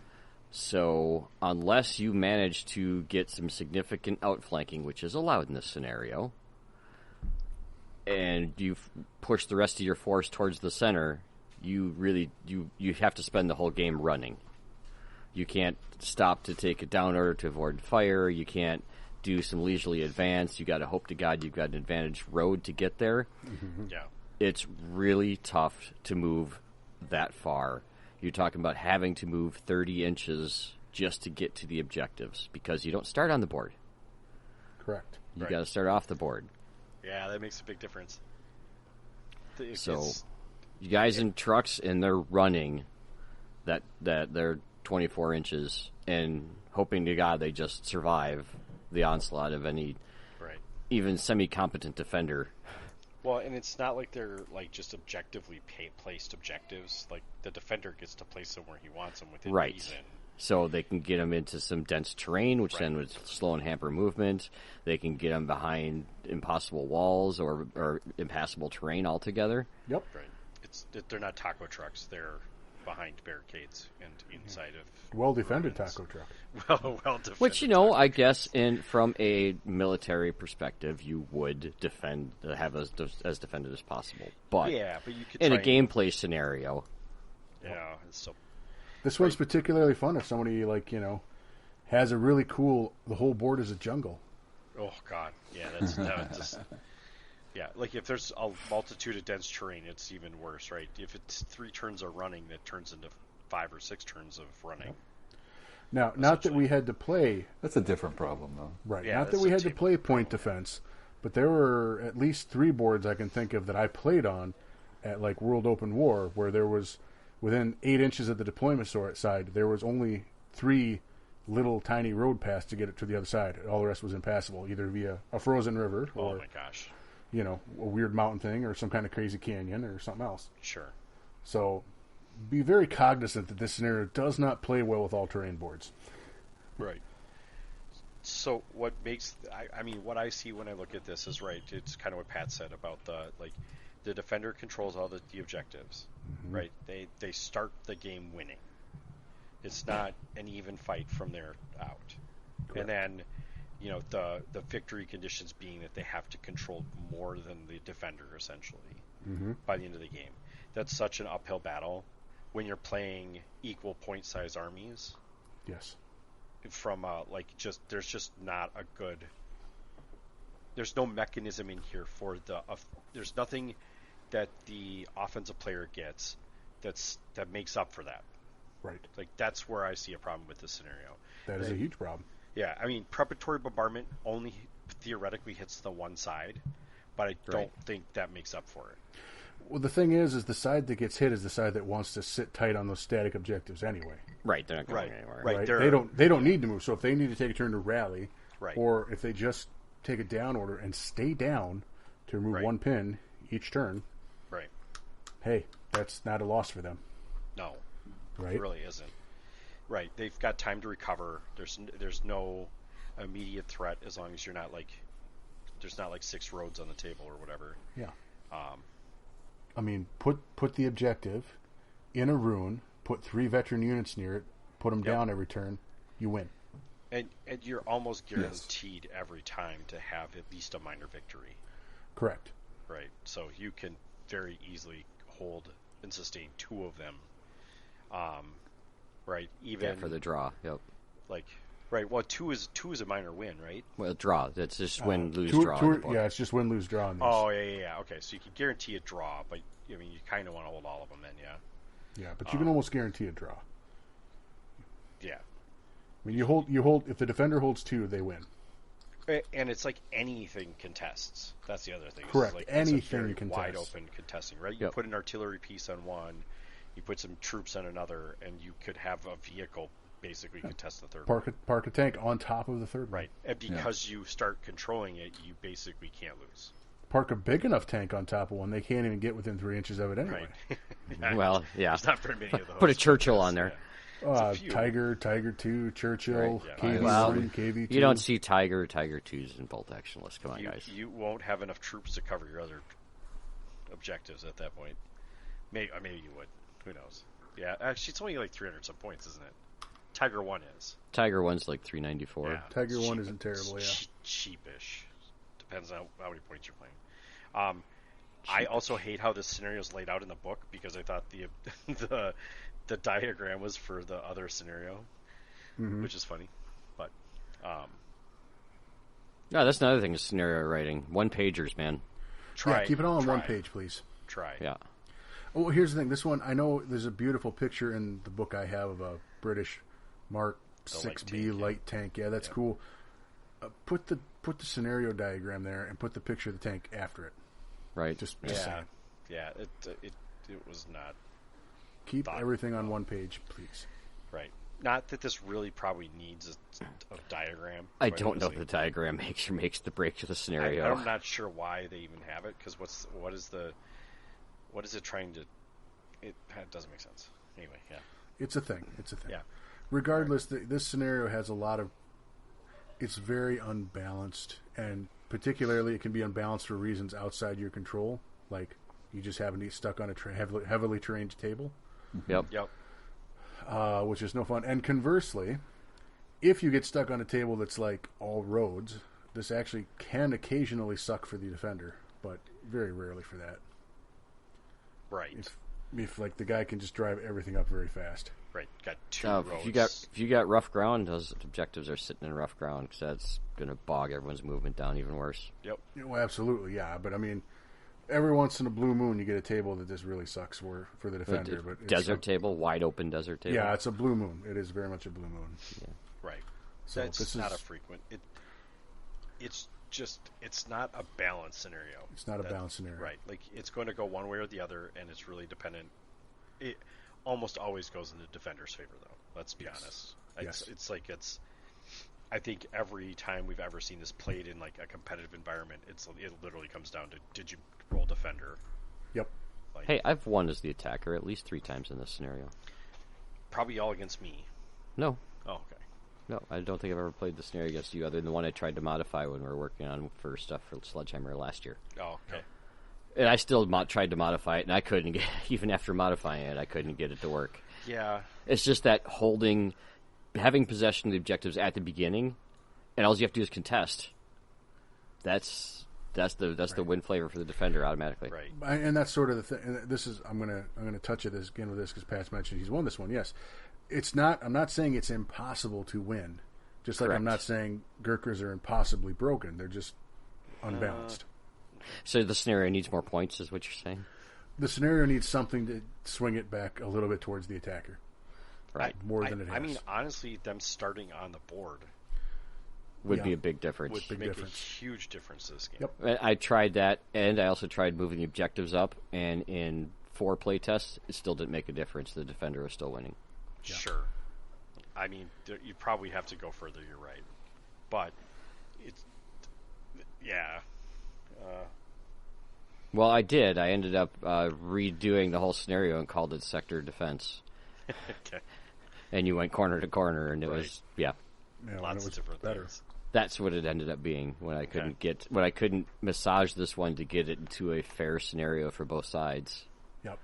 And the thing is this scenario, the bones of this scenario are the basis for many a narrative scenario from any theater book, Right. Agreed. right? It's just not one that works for a competitive play or even a casual pickup game play if you want to have an even game. Right. It's kind of well, what's the word I'm looking for now off the top of my head? It's asynchronous, right? It's not. You're not both trying to do Whoa. exactly the same thing. Right. So That's quite the word. Nice pull. well, it's hard. It's hard to make scenarios that are one side is doing something completely different than the other and still trying to come up with the same victory conditions. One's playing chess, the other's playing checkers. Kind of, yeah. One's like, I'll just sit and wait. And Other guy's gotta honestly, move all his shit. sitting and waiting is kind of a dull game to play anyway. It You're is. not wrong. Perfectly honest. Well, it's probably not as dull as you think because you're probably shooting the shit out of your opponent, but he's not doing anything other than hauling ass as fast as he can across the board. Yeah. So it's kind of not a very fun game for the attacker. In addition to them always having an uphill battle anyway. No, it always seems to be on day 2 in the morning. It's very quickly an unfun game for both players. Yes. That in itself is enough for me to say that it's not a good scenario. Yep. If it's not fun, it's not a good scenario. Well, speaking of not fun, Yeah. let's go into the next one. Yeah, okay. Yeah, Demolition. This one's fun. You try it once, and then you're like, what the hell? What are we doing here? Yeah. Yeah. But this one's unfun for an entirely different reason, so, you know. Well, absolutely. Jeff, do you tell that scenario handy? I do have that scenario up, in fact, yes. Okay. Set up. Both players roll a die. This is Demolition now. Both players roll a die. High scorer picks a side of the table, and it's a long side of the table. Places his base in his setup zone up to 20 inches away from the table middle line. Terminology switches, that's always fun. The other player then places his base in the setup zone in the same way. These bases should be represented by a model command post, a tent, a dugout, a command vehicle, etc., or similar element, building, fuel dump, radio mast, etc., or even just a token. We like tokens. We love tokens. The important thing is that both players clearly identify their bases at the start of the game. The highest scorer then decides which of his units, if any, are being left in reserve. This can be up to half of his units in his army, rounding down. The other player then does the same. Once the players have declared which units are left in reserve, they deploy their other units. Both players put an order die in the bag for every unit that is not in reserve and therefore needs to be deployed. Then draw a die, and that player must deploy one of his units at least 12 inches from the middle of the table. Units can use the hidden setup rules, which everyone forgets. Right. Continue to do this until all units that are not in reserve have been set up. Objective: both sides must destroy the enemy base. A base is destroyed if, at the end of any turn, any enemy unit is touching the base. Empty transports cannot be used to destroy a base, although a transport vehicle carrying troops can. First turn, battle begins. No first wave in this scenario. All units not held in reserve are deployed at the start of the game. I think we already went through that again, but okay. Yep. Game duration. Keep account of how many turns have elapsed. Play 6, roll a dice, 1 through 3, game ends. 4 through 6, play a 7th turn. However, if a player destroys the enemy base, the game ends at the end of that turn. So you only have to end the end of the turn, Yeah, you try to jeepers, destroy Jimmy. the enemy's base, or you'll lose the game. Victory: if at the end of any turn one player has destroyed his opponent's base while his own still stands, then that player is the winner. Otherwise, this game's a draw. What? I don't think I've ever played this scenario. Maybe I have. You only have to play it the once. Okay. I mean, all right. And then if you're really lucky and you play against Finnish, who's got those K-holers who come in on your back line. Game over, man. Game over. The Kapuki or whatever the hell. Yeah. Yeah. Carcapusio or something. Yep. Yeah. I think the I'm pretty sure that Capricola, what? the Dr. Finns the Finns chased everybody out of this scenario, First. and then they don't get played anymore. And but- then nobody plays them anymore because the scenario. Well, and so the worst thing about this, okay, 20 inches away from the table midline. Okay, it's not as deep as we were talking about in point defense. That's only 8 inches into what would be normally, which is your deployment zone. Not too bad. 4 inches. 12. Each side is 12, 24 minus inches. 20. So you're 4 inches away from the edge. Well, again, measurements are from the center line of the table. Yeah, so I mean, assuming it's a 48-inch table, yeah. assumption entered. Give or take, yeah. The fact that it's up until now, objectives can only be controlled by artillery or infantry units. Right. This one is any unit just has to touch it. It doesn't have the caveat of nothing within 3 inches. Well, Just Yeah. not an empty transport. No empty transports. It's your only caveat. Right, yes. Yeah. Yeah. Yes. But it can be But- transported dudes in it. Right, which Right. is that's bonkers in itself too. But most objectives are there, and no unit of any type within 3 inches to do that. This one isn't there. Right. And the game can all of a sudden just be over. It's like, oh, well, okay, Yeah. that was fun. Like, take for example, people who've tried to throw infantry picket line well, then a tank just blitzes through them. Yep. Right. Tank shock. Yep. Yeah. So, and of course, getting reserves if you don't have it in the absolute center line of your deployment area. Any outflankers will get it. The aforementioned Finnish armies with their special unit. Yeah, I mean, to me, the first thing I notice about this scenario that makes it bad for like a competitive scenario is that there's only win-lose. I guess there's a draw too. I mean, well, that's true for all of these scenarios. Never mind. Win-lose draw. Yeah, they're all just win-lose draw. There's no variance in the scoring how you can score that. But and I think that's only our area that does the major minor stuff. I think in a smaller or less game tournament, yes, it helps spread it out. That's a different conversation for a different time. Yeah, just the ending immediately is awful as far as a scenario that would be fun. It's counter to it. Not counter. It plays very uniquely compared to almost all of the other scenarios that the book offers. Yep. And to the point where if you aren't, it requires you to play in a particular kind of way, which is not in line with reading through the book and thinking about how you're going to play the game. Correct. Right? It's like, you sit down at a chessboard and you're supposed to play checkers with it, and you're like, wait a minute, what? So No, you're sitting down at a chessboard and all of a sudden you're playing Go. Or, Yeah. And so it's just, Yeah. it just skews in a completely different way as far as how you could possibly win the game, where it's like over before you realize it's over, and you're like, oh, I guess I hadn't thought of that. So Exactly, and problematically, it also is one of those games where, like, if the dice pool is, say your opponent ends up, he's got 5 of his dice left in the bag at the end of the turn, which is a very real thing that happens sometimes. Yep. He's got 5 order dice, and if he can get any unit up there to touch it, that's the game. Right. Mm-hmm. And there's jack all you can do about that. Right. It's definitely skews towards a higher order count, especially if you have like a transport. Yeah. With one turn, I got 24 inches of driving a truck if it's open ground to get up to that objective. Yeah, you Game best over, be man. blocking the shit out of that objective if that's going to happen.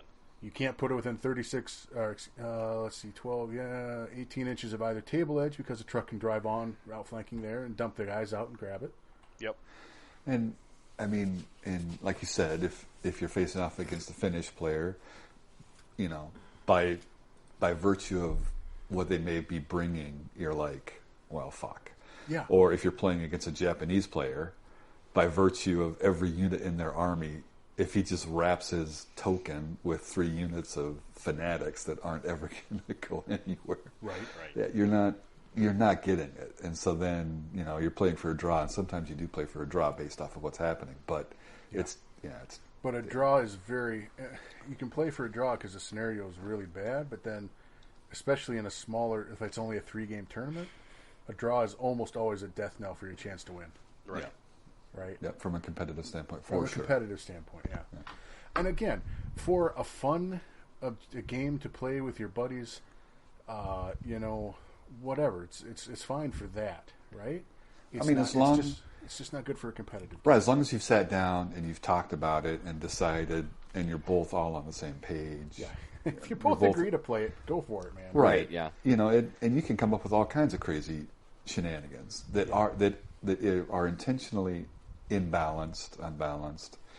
Mm-hmm. They're skewing one way or the other, especially if you're going down the historical route. Yeah, I mean that's all part of it. Absolutely. So, but from let's see who's the better player. Yeah, this one should stay in the book. Right. And by never be played out of the book. I mean. Yeah, it can be left on this page. You can go ahead and get those pages to stick together. Yep. This also includes one scenario rule that I personally don't like. Which one is that? At the end of the 6th turn, roll a dice to see if you play a 7. Yeah. And most of them have that rule. I don't care for it. Hate it. I would agree. That isn't what makes this a terrible scenario or a bad scenario. No. But No, I don't but like that. And What particular reason do you not like it for, Dale? Because I have a reason, but I'm curious what yours is. Because it's easier from a formulaic standpoint to hit your 6th turn and plan for the 6th turn. Mm-hmm. If I'm playing a 6-turn game, I will play that very differently than if I'm playing a 7-turn game. Yep.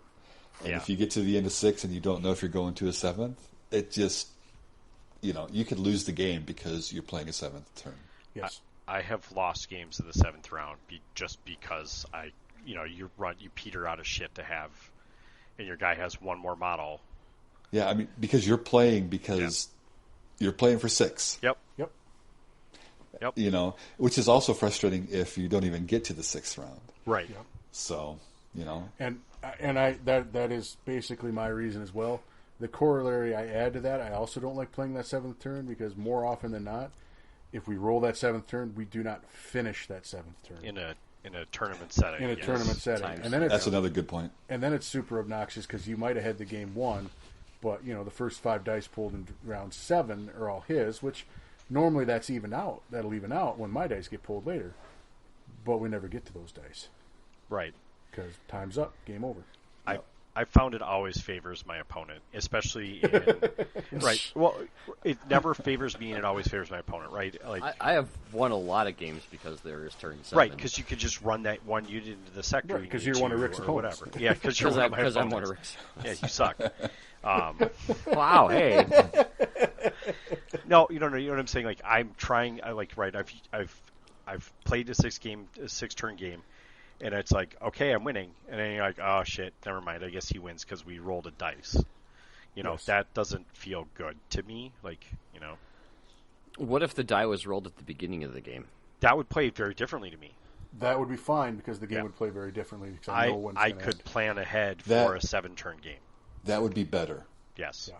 I still wouldn't like it, but I still don't like it. I don't. That would be better. I don't see the value in, I like it at the beginning of the game, but I don't see the value in saying we're going to play 7 turns instead of 6 turns. I do like the there's 50% chance that you have another turn, and I think you have to prepare for that while you're playing, and it's another element that you have to do. If you go all chips in, hoping to God that it's going to end on turn 6, and there's a turn 7, and you lose your chips. I do also think that it strongly favors certain armies. Yeah, it does, and so. Italians? So here's no. Strictly from a competitive mindset, in all aspects of competitive play, and that includes the army that you're choosing, the units you choose, army selection, the scenarios that you're playing, who you're drawn against, all of those kinds of things. The less randomness that you have throughout the endeavor, the easier it is for you to be successful. Yes. And in the same way that we're like, this particular rule sucks because of the randomness of it. Let's say if it's an artillery, you don't want to bring an artillery guy because you might hit your own guys, or those types of random things that happen in the scenarios are just it's fun for it's fine for narrative, club play, those kinds of things. But the more random elements that are in there, the more opportunities it is for something to go wrong. And so, and I can appreciate the idea that, that's something that I have to anticipate. It's a challenge, all of those kinds of things. But if it's a competitive play, I'm trying to eliminate as much of the randomness as I possibly can, unless that random is a 1 in 6 is bad and 5 of the other options are good. That's a random that I'll take.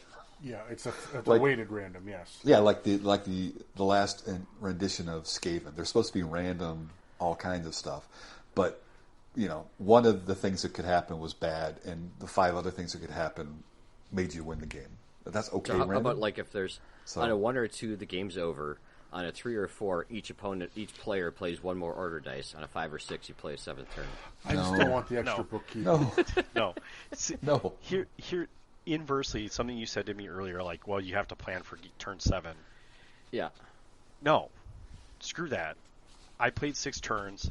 I'm winning the game on turn 6, like you can't like punish someone for having planned and played the right game to get to turn 6 and then have a 50-50 shot that the other guy wins because you went to a turn 7. Does that make sense? Because if you hold your cards back because you think there's you going to be a fucking turn lost. 7, then the game just ends and you're like, oh, I held my card back for 50% of the time you just win because you just held on for a little bit longer. That to me doesn't make a good game.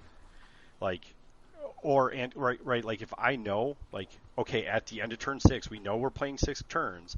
I've played for the end of 6 turns, and I'm winning this game. Like, okay, great. I've used every resource I can to get to where I am.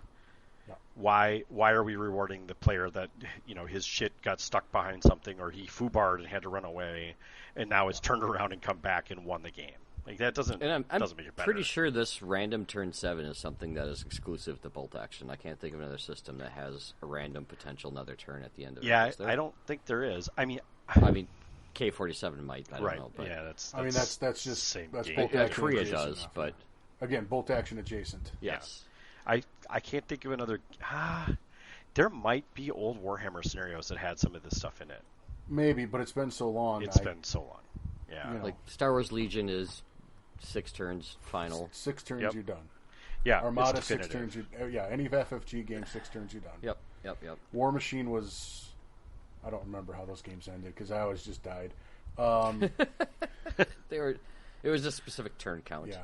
It's same with Infinity. My guys were always dead and running away before the game. Right, but that was always a set time limit was, set turn game thing. Yeah. Yeah. I understand and I can appreciate the idea of it being like, well, maybe there's more game here.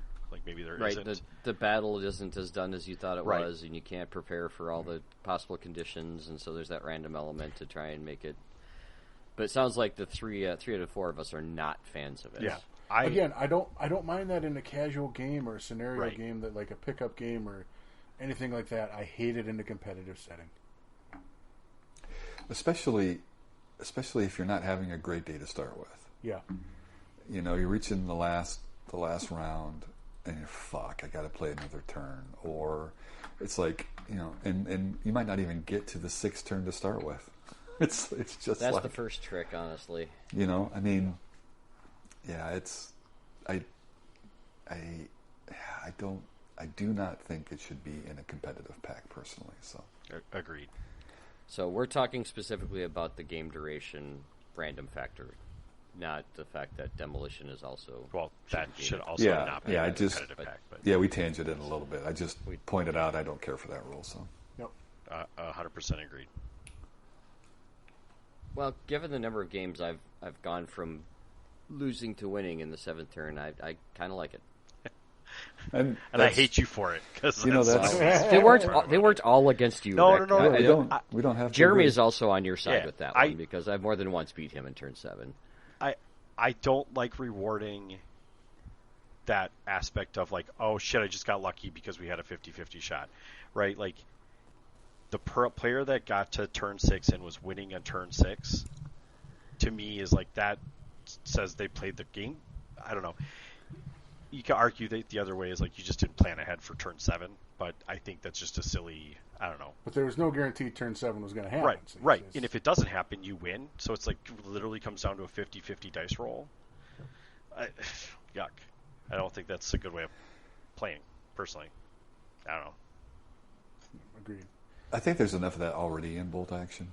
Yes, the dice pulling itself is The enough. dice pull itself, Can, right. Can Well, be which I think finical. you'll also find why the reason why Operation SNAFU is firm locked on 6 turns. Yep. Yes, it is. So I there think is it's just that. that's just as much time related as anything else. Well, originally, but I Yeah. think now it's just been repeated so many times that it's just the case. Okay. I'm gonna go like take a step up here, from like a standpoint of like if you're running a tournament and you're running a player pack, I think some of this stuff is very important to look at like across all your scenarios, right? Like if you're gonna not run some with game duration changes, then you probably shouldn't run any. Does that make sense? Like don't change how you're doing objectives from one game to another, but also like don't change how you do prep bombardment or don't change how you're gonna do game duration. Unless you're going to do it across all of them. Pick what you want them to be, and then play them as that. Right. It's just one less thing for the players to have to get wrong during the tournament, whatever. You're also implying that the players will read the pack. Well, yes, but whatever. Yes, yeah, kind of. They're going to read the scenario at some point, so don't change. Hopefully, they've read. Yeah, maybe they'll read the usually right by one. turn 4 or 5, they will have read the scenario. That's usually when I read it. I'm turn Right. 6. I'm like, oh, are we having a 7th round? Are we playing a 7th turn? Oh, what are these markers out here for? We're supposed to do something with them? I just thought they were more terrain. Oh, I picked them up at the beginning of the game. Sorry. Yeah. Put them back now. Shit. No, yeah. So, like, I think that's just something to consider too if you're going to write scenarios, especially for a competitive event. That you're not just changing them from one game to the next, so that it confuses people some. Right. People need consistency. Yeah. There's enough crazy shit going on that like you don't need more stuff to monkey it up. Yep. Agreed. Well, there are some good scenarios out there for competitiveness. There absolutely are. There's lots of them actually. There's quite a few lots of of them. You know what makes a good scenario in my opinion? Balance. So, like Karate pretty Kid, fucking Daniel's straight. son, go learn balance. Yeah, pretty straightforward. Just a balanced scenario. It's a good start. That's where I start. Yeah. Speaking of balanced scenarios, let's look at the first one. Isn't this one? This one's pretty balanced. Yeah. Kind of. Key positions. Yeah. This one does have something that ekes me the most. Because it tends to fuck me every time. But is it your choice to be fucked by it? I mean, Does it buy you a drink first? It doesn't, but I've relegated myself to believing this is going to happen every time. Because so this scenario is key positions. Yeah, I'll just read the start of this. The battlefield includes a series of positions that are strategically vital to continuation of the campaign. Yada yada. Setup: either player rolls D3 plus 2. This is where I get screwed every time. This is the number of objectives you use in the game. Then both players roll a die. The highest roll places one objective anywhere on the table. So, right? There's a lot of you don't know what side you're on yet. That's the most important part. Then the opponent places an objective on and players continue to go back and forth placing objectives, as many as you have. So my problem with the scenario is we always get an uneven amount. It's usually 3. Yep. And my opponent places 2 and I place 1. And then they get to pick their galldarn side. Right, or we'll lose roll. The roll to pick the side. We roll and they get the side that they put 2 objectives on. And it's just like, I hate the scenario for that part, but you can totally get screwed by it too. Just saying. All objectives must be more than 12 inches away from each other, so you can't like put them all together. And the objectives must be blah blah blah. Yeah, they can be stuff. Your taco truck. Blah blah blah blah. Objectives have been placed. Both players roll a die, then they pick table sides, and then declaring which units, if any, are left in reserve. This can be up to half your units, rounding down. The other player does the same. No units are set up at the table at the start of the game. First wave.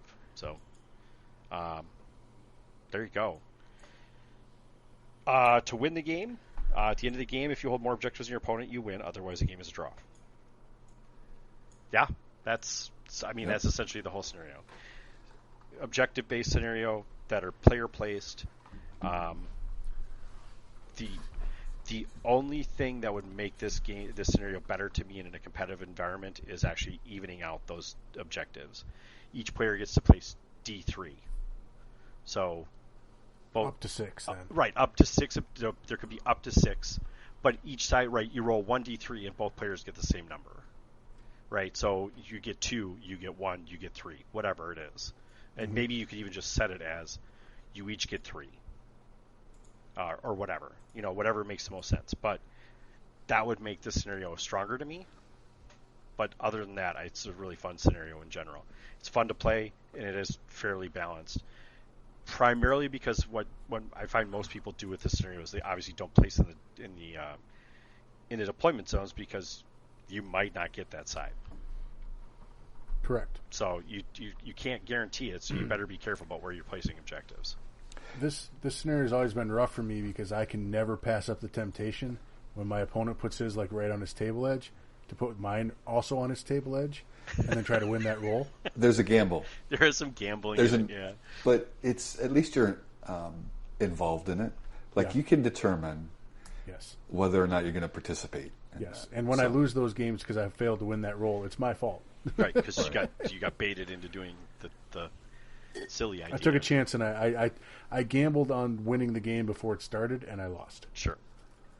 Yeah, I think that's fine. If you want to do that, feel free. Yep. I've definitely had opponents be like, I'm exhausted, I'm just placing it here, and put it in their deployment zone, and then win that table side is basically make it impossible for me to win. But if I have the first choice, I often actually will put it right in the middle. Yes. Just as because I have confidence in my ability to win a game where the objectives are in the middle. Yes. But, And I think it's pretty common, too. well, I almost never win the roll to place them, so first. Oh, go first or place first or get your table side. I never win any of that shit. I know I roll all ones. Yeah. Except on the number. Then if I get to roll the number, I always roll 5. Yeah, you lucky bastard. I swear to God, I don't know if I've ever played the scenario with more than 3. Or no, yeah, it's D3 plus 1. Yeah, so you roll a 1, it's 3 objective markers. Yep. Yeah, D3 3 plus 2. You can get up to 5. Yep, 3 to 5. Yep. Yeah. I don't know. I'd like static. I think you might have stepped away when I had said that. It's like I think that evening the players' objectives would be ultimately how this scenario is probably the only way you can improve it. Outside of getting rid of the game duration thing that Dale and Jeff hate so much. I thought you did too. I love it. No, I'm joking. Oh. Yeah, I don't like it either. Yeah. But I mean, this scenario is still a good scenario because it gives the player a lot of choice. Right. And, like you might still lose this scenario, but like you had choices that were made. Well, and you can in some ways, make the scenario play to your army. Yep. Right. You can be, you have some idea of what your strengths and weaknesses of your army. So try and keeping the objectives away from roads or putting them near roads or whatever. You have lots of things you can do to try and improve your chances of winning, even if you don't, get the optimal table side. Yes. It's very common. You will see some variation of this in almost every tournament. Yeah. If not this one, this scenario. Something almost significantly similar. Yeah. It's very common. Objectives are very, very common, and they're good. Player-placed objectives, very common. Yes. Yeah. Well, objective-based scenarios are good, are strategic and makes sense to making a competitive environment, right? Like it is a good way of playing a game that challenges people. So it typically prevents games from becoming static. So. Yes, for sure. Yeah, which is a real concern with some games. Well, this one's going on 8 years. Yep. So, and people are still excited to play it. So it's Yeah. It's done good so far. Yeah. I mean, I don't know if I have much more to say about that one. It's a pretty straightforward scenario, other than that it is... Agreed. It's not straightforward in how you play it, but the rules of the scenario are very simple. Yep. Right. It's understandable. It's a clean scenario. It gives players agency. Yep. It rewards strategic play. Yep. It's everything you want in a scenario. Right. I think. It's not dive bombing shit into a base and winning because your shit's on top of it. It's not winning via the Warcaster killing, and War Machine. War Machine, yeah, that shit got old. Real fast. Yeah. Yep. All right. Do we have another scenario that's good, Pat? We do. We have a Jeff written scenario that's really good. I mean, this one's okay, yeah. Depending on which version you currently have. Also true. Because there's a lot of them got released at different times and picked up at different places with some of the syntax not quite fully done. Yeah. So I have in front of me the one that we ran at Sledgehammer. Let's go with that. This last Sledgehammer, just recently. Yes. Okay. Yep. So the setup is 3 objectives will be placed along the table center line. Both players roll a die. The higher scorer picks a long table side and declares which of his units, if any, are being left in reserve, up to half the units in his army, rounding down. The other player then does the same. Once the players have declared which units are left in reserve, they deploy the other units. All units, including 4 deploying units, must be deployed at least 12 inches away from the table center line. Outflanking is allowed. The objective is to control more markers than your opponent. See victory below. There's preparatory bombardment, and in this case, I made it. There's one roll for both players. Yep. It's either both people get it or no one does. Yep. First turn battle begins because you're already on the board. I have the duration that you guys hate in here. Yep.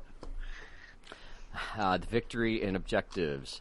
At the end of each game round, players will score 1 victory point for each objective that they control. To control an objective, there must be a model from one of your dismounted infantry or artillery units within 3 inches of the objective, and there must be no enemy unit of any type within 3 inches. Small teams and vehicles may not control or contest objectives. Yep. Keep track of the running total of victory earned each round. Distance from the objective markers can only be measured at the end of each game round and are measured from the center of the objective marker. At the end of the game, the objectives are worth 2 points each. So I think that's the last change I made to yours, Jeff. Yep. And that's fine.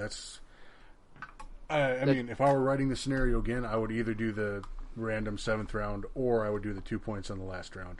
Yeah, I kind of like Either of that. those. I probably wouldn't do both myself, but if it worked, it worked. Yeah. We played this one turn 1 at Sledgehammer, and I every time I run this one, I've never heard any complaints about it. Everyone really likes it. Yeah. Especially people who have heavy forward deploying armies, even though they have to be at least 12 inches away from the objective. They often like to forget that. Don't well, care I about- mean, a couple of places we played this scenario at that have had this Left one that out. have left that out, and I'm like, I've got forward deployers. I'll deploy right on the objectives. Man. Yes, That's thank you. dumb, is what that is. Yeah. Don't do that. Yeah, it's 3 free points. It's great. Yeah. And theoretically, it's like 6 free points. True. Like- Yeah, because it's Well, going to take a while to 3 get there. anyway. Yeah. Well, 3 completely free. 6 if you can Hold keep them people away off. longer. for a I round. mean, the shit that I was putting up there, like, people don't want to get near anyway. So, Yeah. 7-man scouts with Yeah. veteran scouts with SMGs. yeah, nobody wants to get near that shit. 8-man veteran squads with 2 BARs. Come get me. Although the guy Right. with the flamethrowers was really adamant. Yeah, he didn't care. He was like, "I'm going to light your shit up." So, and he did. On turn 7. I actually, we're talking WTC here. Yeah, he won based on a spotter, which which now can't. which couldn't then either. Which wasn't Right. intended to be Right. able to But claim because we or had contest. so little time, there was no time to look it up, and it was like, "Yep, fine, whatever, fuck it. We're not podium anyway." So There's that. anyway, yeah. By far one of my favorite scenarios, just because it does something different than any other scenario in bolt action, which is like it cares about turns. Yeah, it cares about not just having the objective at the end of the game, Right. Yep. but you get bonus, Right. you get points for doing it during the game. Yep. It makes every round worth Right. something. Which Definitely not static. which makes the game duration thing less hateful to me, because Okay. because every turn counts, right? Every turn has meant something. So so I've controlled. Go ahead and bank it. I've controlled shit for 5 turns. Okay, maybe that 7th turn they pull one back, but like that means something. Like, but it doesn't mean that I've lost the game based on just because they peeled an objective in the last turn. Correct. So, Yep. right, you've controlled it the whole game. You're kicking the player's ass. Like then you win. It doesn't matter if you take it the 7th round. So maybe it arbitrarily doesn't matter, but it also means that like my turn 6 actually still mattered to me. So, Yep. Well, that was definitely the intent of this scenario. Right. Was to make every turn matter. So the amount of times you played objective games where somebody like runs up some commissar at turn 7 and contests or grabs an objective from, and you're like, it's just like, why did we play the preceding 6 turns? right, you just basically And I sniped think it. that's why I threw in the fact that the small teams couldn't contest or Yes. control. Yeah. They should And not be that's- able to. Yeah. It's, Yep. You should have to manage the resources of your actual infantry squads to take objectives. One guy should not be able to be manning the ammo bunker that no one can then take anything from. Yeah, and nor should one guy contest when you've got like a full 12-man squad sitting on it. Hey guys, could you not take that? I'll just stand over here. Please don't hurt me. Right? Yeah. Hey, those are our cookies. Could you not take any of them and distribute our Oreos? Thank you. You are my prisoner. All of you are my prisoner. Yeah, that doesn't work. So I'm just looking back at Sledgehammer here, and in that scenario, there were Only 2 minor victories and 2 draws. Okay. Out of the 9 games. So I don't record the point totals. I just record the results. I think I'm going to start when we run this scenario. I think I'm going to start asking for the point totals of the games too, just to see where that's sitting. You should. It's really entertaining. Well, it's a data point for sure on one of the. It's a data point. Arguably one of the more played scenarios for us. Points. Yeah. Let me put stuff in an Excel spreadsheet. Yeah, and try exactly. formulas. I have lost my own scenario a few times, which is always embarrassing. Right. But I've also won the scenario by like 20 points. Yeah, that's always fun. Yeah, at WoW, I think that when we played it, it was a landslide in my favor. Yep. I think you guys had the same thing. No, Yeah, I That did felt well on kinda that one. nice. I got did very torched pretty hardcore. I took like the Well, flame at WTC, the one that you Oh were wow, at, not WoW. Yeah. They were playing a slightly different version of it. they were playing that the small teams could control and contest. Well, Yes. the other thing that got me on that one is I think they did it player placed objectives, yes. which fucked with Yep. my brain hardcore because I was not ready Which for the it. diagram is a static. Right. It's meant to be static. We played it as a static. We've always played it as a static, and then we got to the table at the championships, and like we're player placed. I was like, "What? No, we aren't. This is like that's not how the scenario is written." Like we know the guy. Yeah. lives here. We He's know right what next he's to me. supposed He's do. standing right over there. What are you talking about? Yes. That's not how any of this Right. works. So they had bastardized it enough that it had messed with my head just a little bit more. I wish there were more scenarios like this where you have.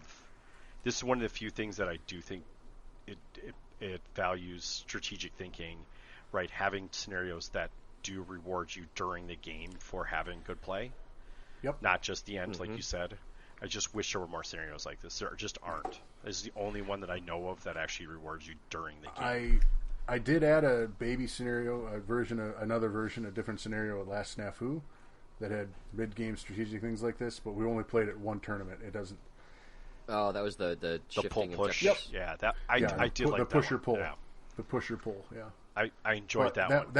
That one needs a little more time in the water to see if it's a really good scenario or just an okay scenario.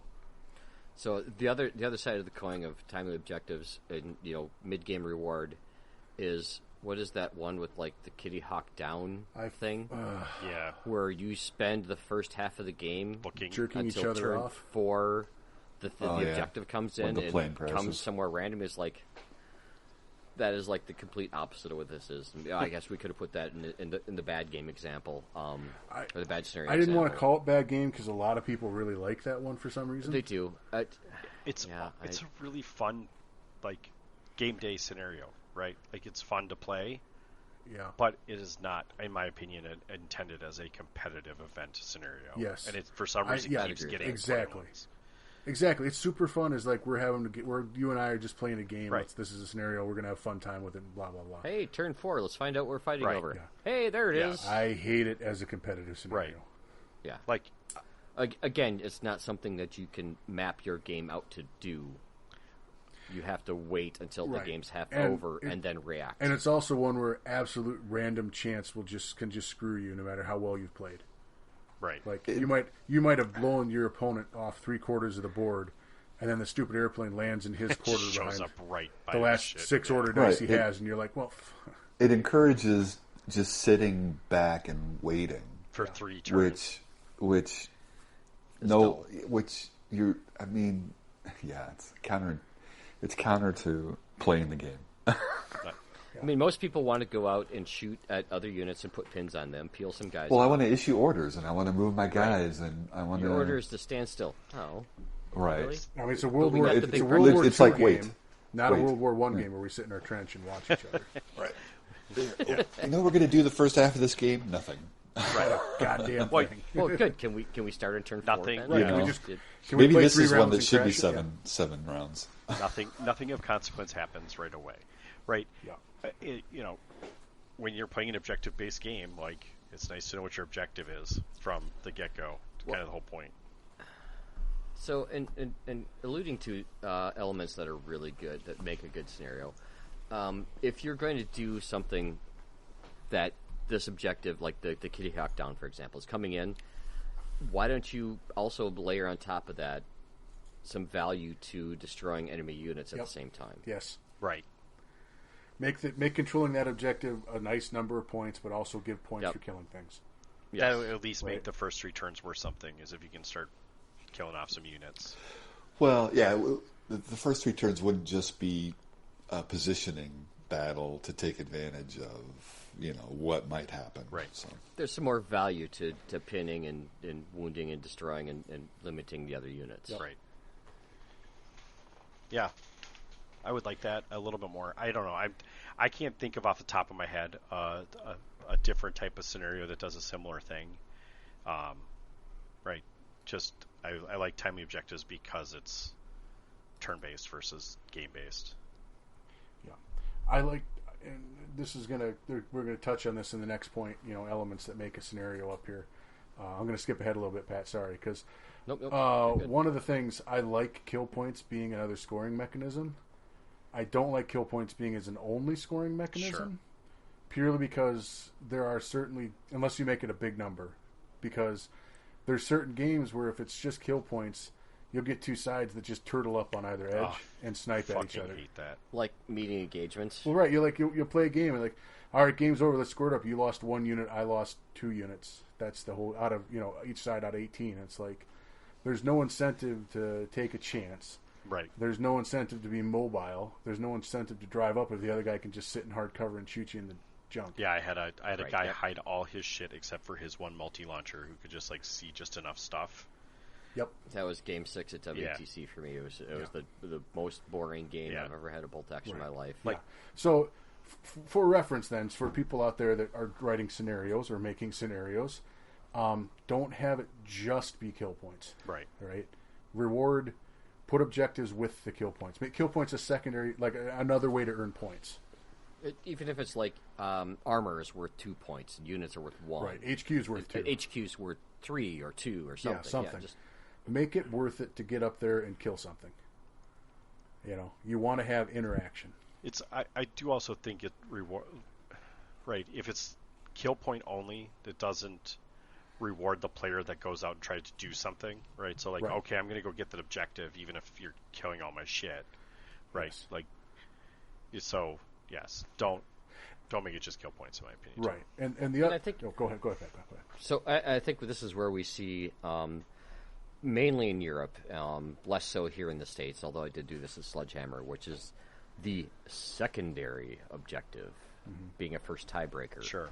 Being a physical marker that's out there that in a kill point scenario, or you're killing them, or they're killing you or whatever, and you're just like, okay, I am losing this, but I can still eke these guys out, and I'm at least going to get an overall a draw breaker down the road for me. Sure.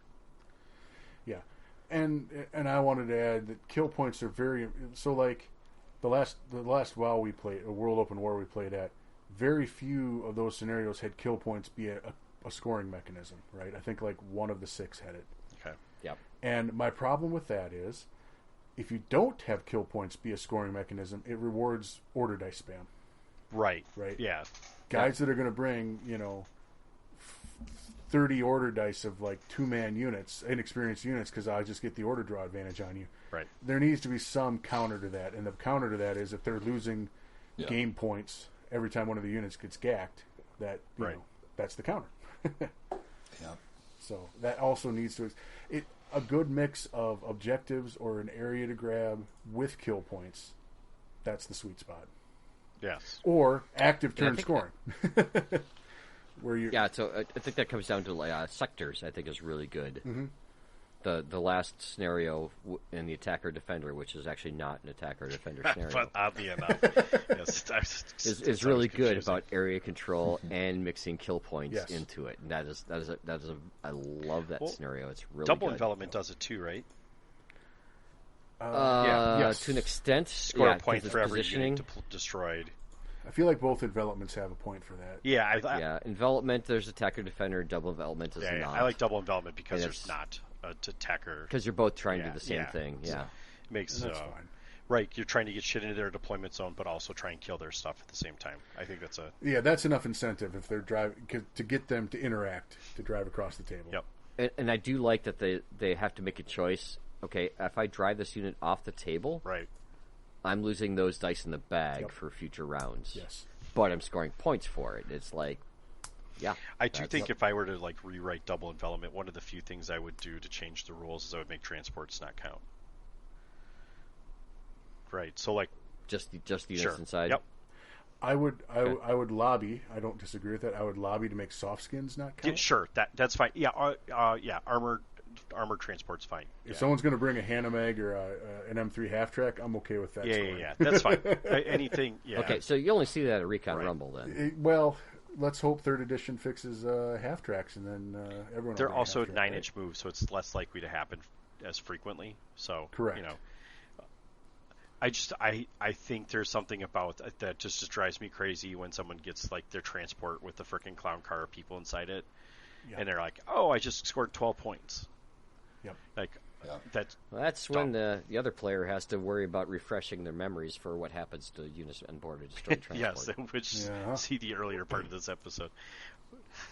But if you get a great road placement or something, and you can just run off turn 2, it's pretty hard to come back. Table from that. designers, stop doing that. Well, The thing shit is, happens. though, a tournament, you're laying out a table that's got to be played for 3 to 6 scenarios. Yep. And this is envelopment or double envelopment are the only ones where roads off the opponent's table edge really matter. Right. So that might be one TOs where you might want to come around and drop some temporary roadblocks during the envelopment some scenario. tank teeth or something. Yeah. Some Hedgehogs. hedgehogs, dragon's teeth, anything like Yep. that. Just have those in spare in your TO bucket next to your objective markers. Little 6-inch by 1-inch strip of some kind of hard obstacle to make stuff not be able to run off the table. I 100% agree with that. I'm just saying, as I have actually seen people drive stupid shit off the road. Yeah. Like, Did you play against them? I'm not sure if I was participating in that game or not anymore. It's been a long time, but I have seen people drive a lot of stuff off the table, and you're like, okay, it's a hard. Just because it's 3 points for every unit off. So if you get three units off, that's a lot of points. That's a lot. Like, it's a hard thing to overcome when you're trying to trudge your shit across the table and it's getting shot at, and they got their LT and whatever other dumbass unit and a transport off the table, like inconsequential stuff that wasn't doing anything anyway.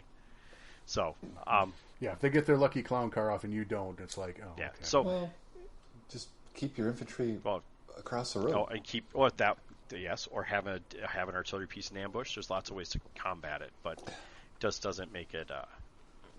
Yeah, I mean, they should at least have to turn a few times on the road. Exactly. They got to move around. Make them earn it. Make them fight for it, for sure. Yeah, just don't have that straight road across the whole thing where I bring them on from reserves on a run on a road. They drive off your table edge. Game over. Drop that 88 at the end of the road. Right? See what they can do about that.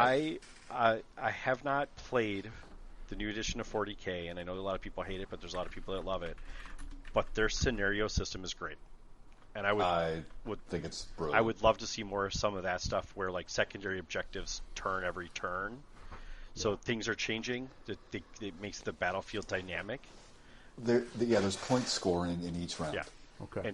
Well, one of the things I've always strongly advocated for, and maybe this is my last tidbit of wisdom on scenarios, is it's really good to play other games. Yes. And get ideas from them. Yes, that's maybe where I was going with my That's fair. Is look at other game systems and see if there's something you can inspire from it. We've given you lots of ideas about what works and doesn't. And it sounds like Rick's going to have some new secondary objectives for us for Operation SNAFU. A lot of them, apparently. God, I'm getting excited now.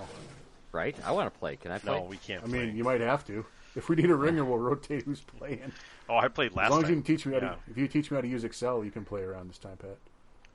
It's just plugging shit in at this point. He's got all the algorithm and stuff in the back done. I do, so actually. it's pretty straightforward. Nice. He's usually get pretty well. He doesn't have to do any notebook work on the day of so much as just it's data entry at that point. Yeah. Well, anyway, one of the things we like to do is if you guys have ideas for scenarios and want to run them by us, just put on our Discord. We're always happy to look at them. And you can privately message us too if you don't want to share them with everyone. Too. Yeah, good call. And we usually put our scenarios out for people to get at too, I think, right, Pat? They got in Players Pack, and then I also post the Players Pack in our Discord. We're super open here. We like you to play games. And you've definitely shared right, like you've shared timely objectives with multiple different groups for different tournament packets and stuff. So like, there's no. I should probably reshare the most refined one. Yeah, yes, you should. I go through it and agree with it. Yep. So, anyway, we strongly encourage you to, write your own scenarios, have some fun with it. Right on. Remember to have fun. Game's supposed to be fun. If your scenario's not fun, don't play it anymore. Right. Don't do that. Rework it. Right. Yeah. Find what you liked and what you didn't like, and try and figure out how to undo that. Exactly. Then change it if you have to. It's okay. It's okay. It's okay to change it. Yeah. Cool. You should see how many scenarios I've written for SNAFU that we don't ever play anymore because they weren't great. I think it's 3. Yeah. Yeah. All right. So there you go. Let's. I want to see more scenarios now. I'd love to see a whole bunch of different people looking at scenarios and doing different things. Show me your scenarios. Share them with us on if you found one you particularly like. It doesn't even have to be yours. If you have a player pack that you're like, I really like this scenario, share it with us because we would love to see it and see what we like about it or don't like about it. Mm-hmm. Unless as a turn maybe 7. maybe don't share the shitty ones though, if you can avoid it. Like I don't necessarily need to see a bunch of bad scenarios. Well, at least give us an LOL before you share it. Sure, look at this one. Fair. Well, we don't need to. Someone's working that sarcasm font, aren't they? Yeah, it's hard. It's sometimes hard to see. It's very subtle. You'll know it when I republish it in Comic Sans. Yeah. Well, I also don't want to name and shame people that wrote scenarios that maybe didn't work as well as they expected, or like Believe me, I've written some really dud scenarios. I'm not out there, saying guys, you. So I'm don't not feel saying bad. you. No, but I'm trying to tell everybody else. Don't worry about it. Yeah. I've written some really bad scenarios. I just don't want so people like look at this shit, and sending someone else's scenario. Yeah, I've got some duds that don't get played. Like let's just look at. We're not naming and shaming. We're here to be a positive bolt action community. I want to see the shit that works. I don't need to see the failures. I just want to see the successes. So. Share them with us whenever you get. Jump on the Discord. You can share it through Facebook, I guess, if you really want to. But who's got time for that thing? I forgot we had Facebook. Yeah. Well, the older I get, the more I start using Facebook. No, I don't really. But... I use it for selling shit and buying shit. That's about it. Truth be told, I still get messengers on my phone. So if you do message us through the Facebook Messenger app, I do get that. I see them like once a month if I'm lucky. Yeah. I feel old, but I can't figure out how to turn it off. So I do get them. So feel free to do that, and I'll probably redirect you to put it on Discord later, so the rest of us can respond. That makes sense. Cool. All right, let's wrap this up, and we'll see you guys again next month. Get us out of your bed. All right, this is SNAFU. Over and out. Thanks, guys. Good night.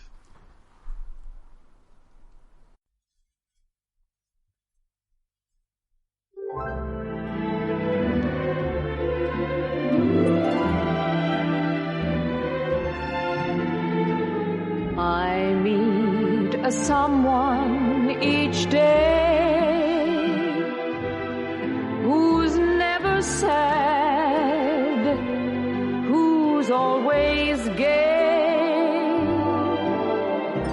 I know she's acting a part.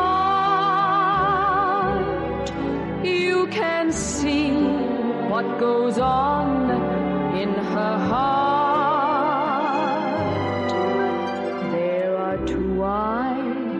Such blue eyes are smiling at me, yet they're lonely as only a woman's can be. For I see all her thoughts are somewhere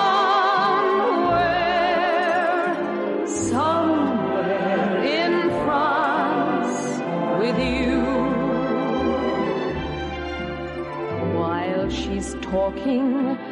She's talking of no one but you. She's so proud, oh so proud of the things you will do.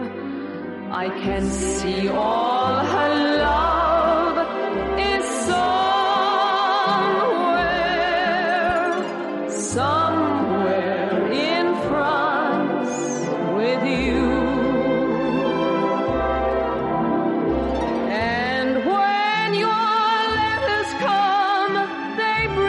Smile, a tear.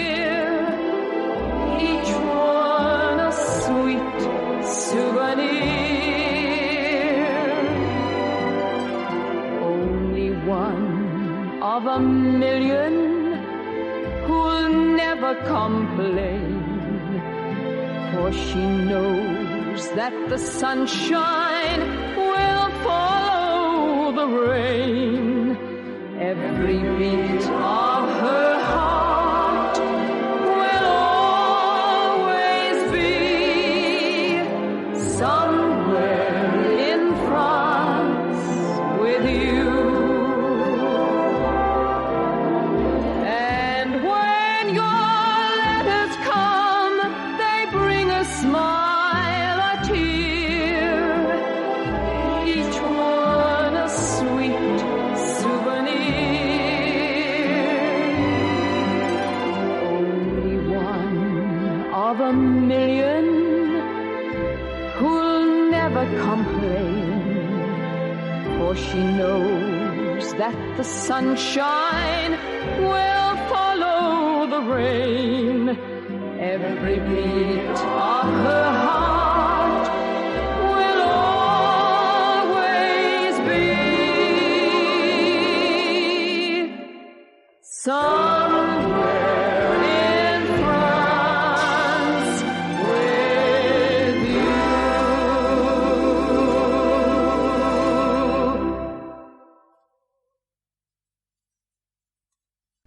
Is it Jeff?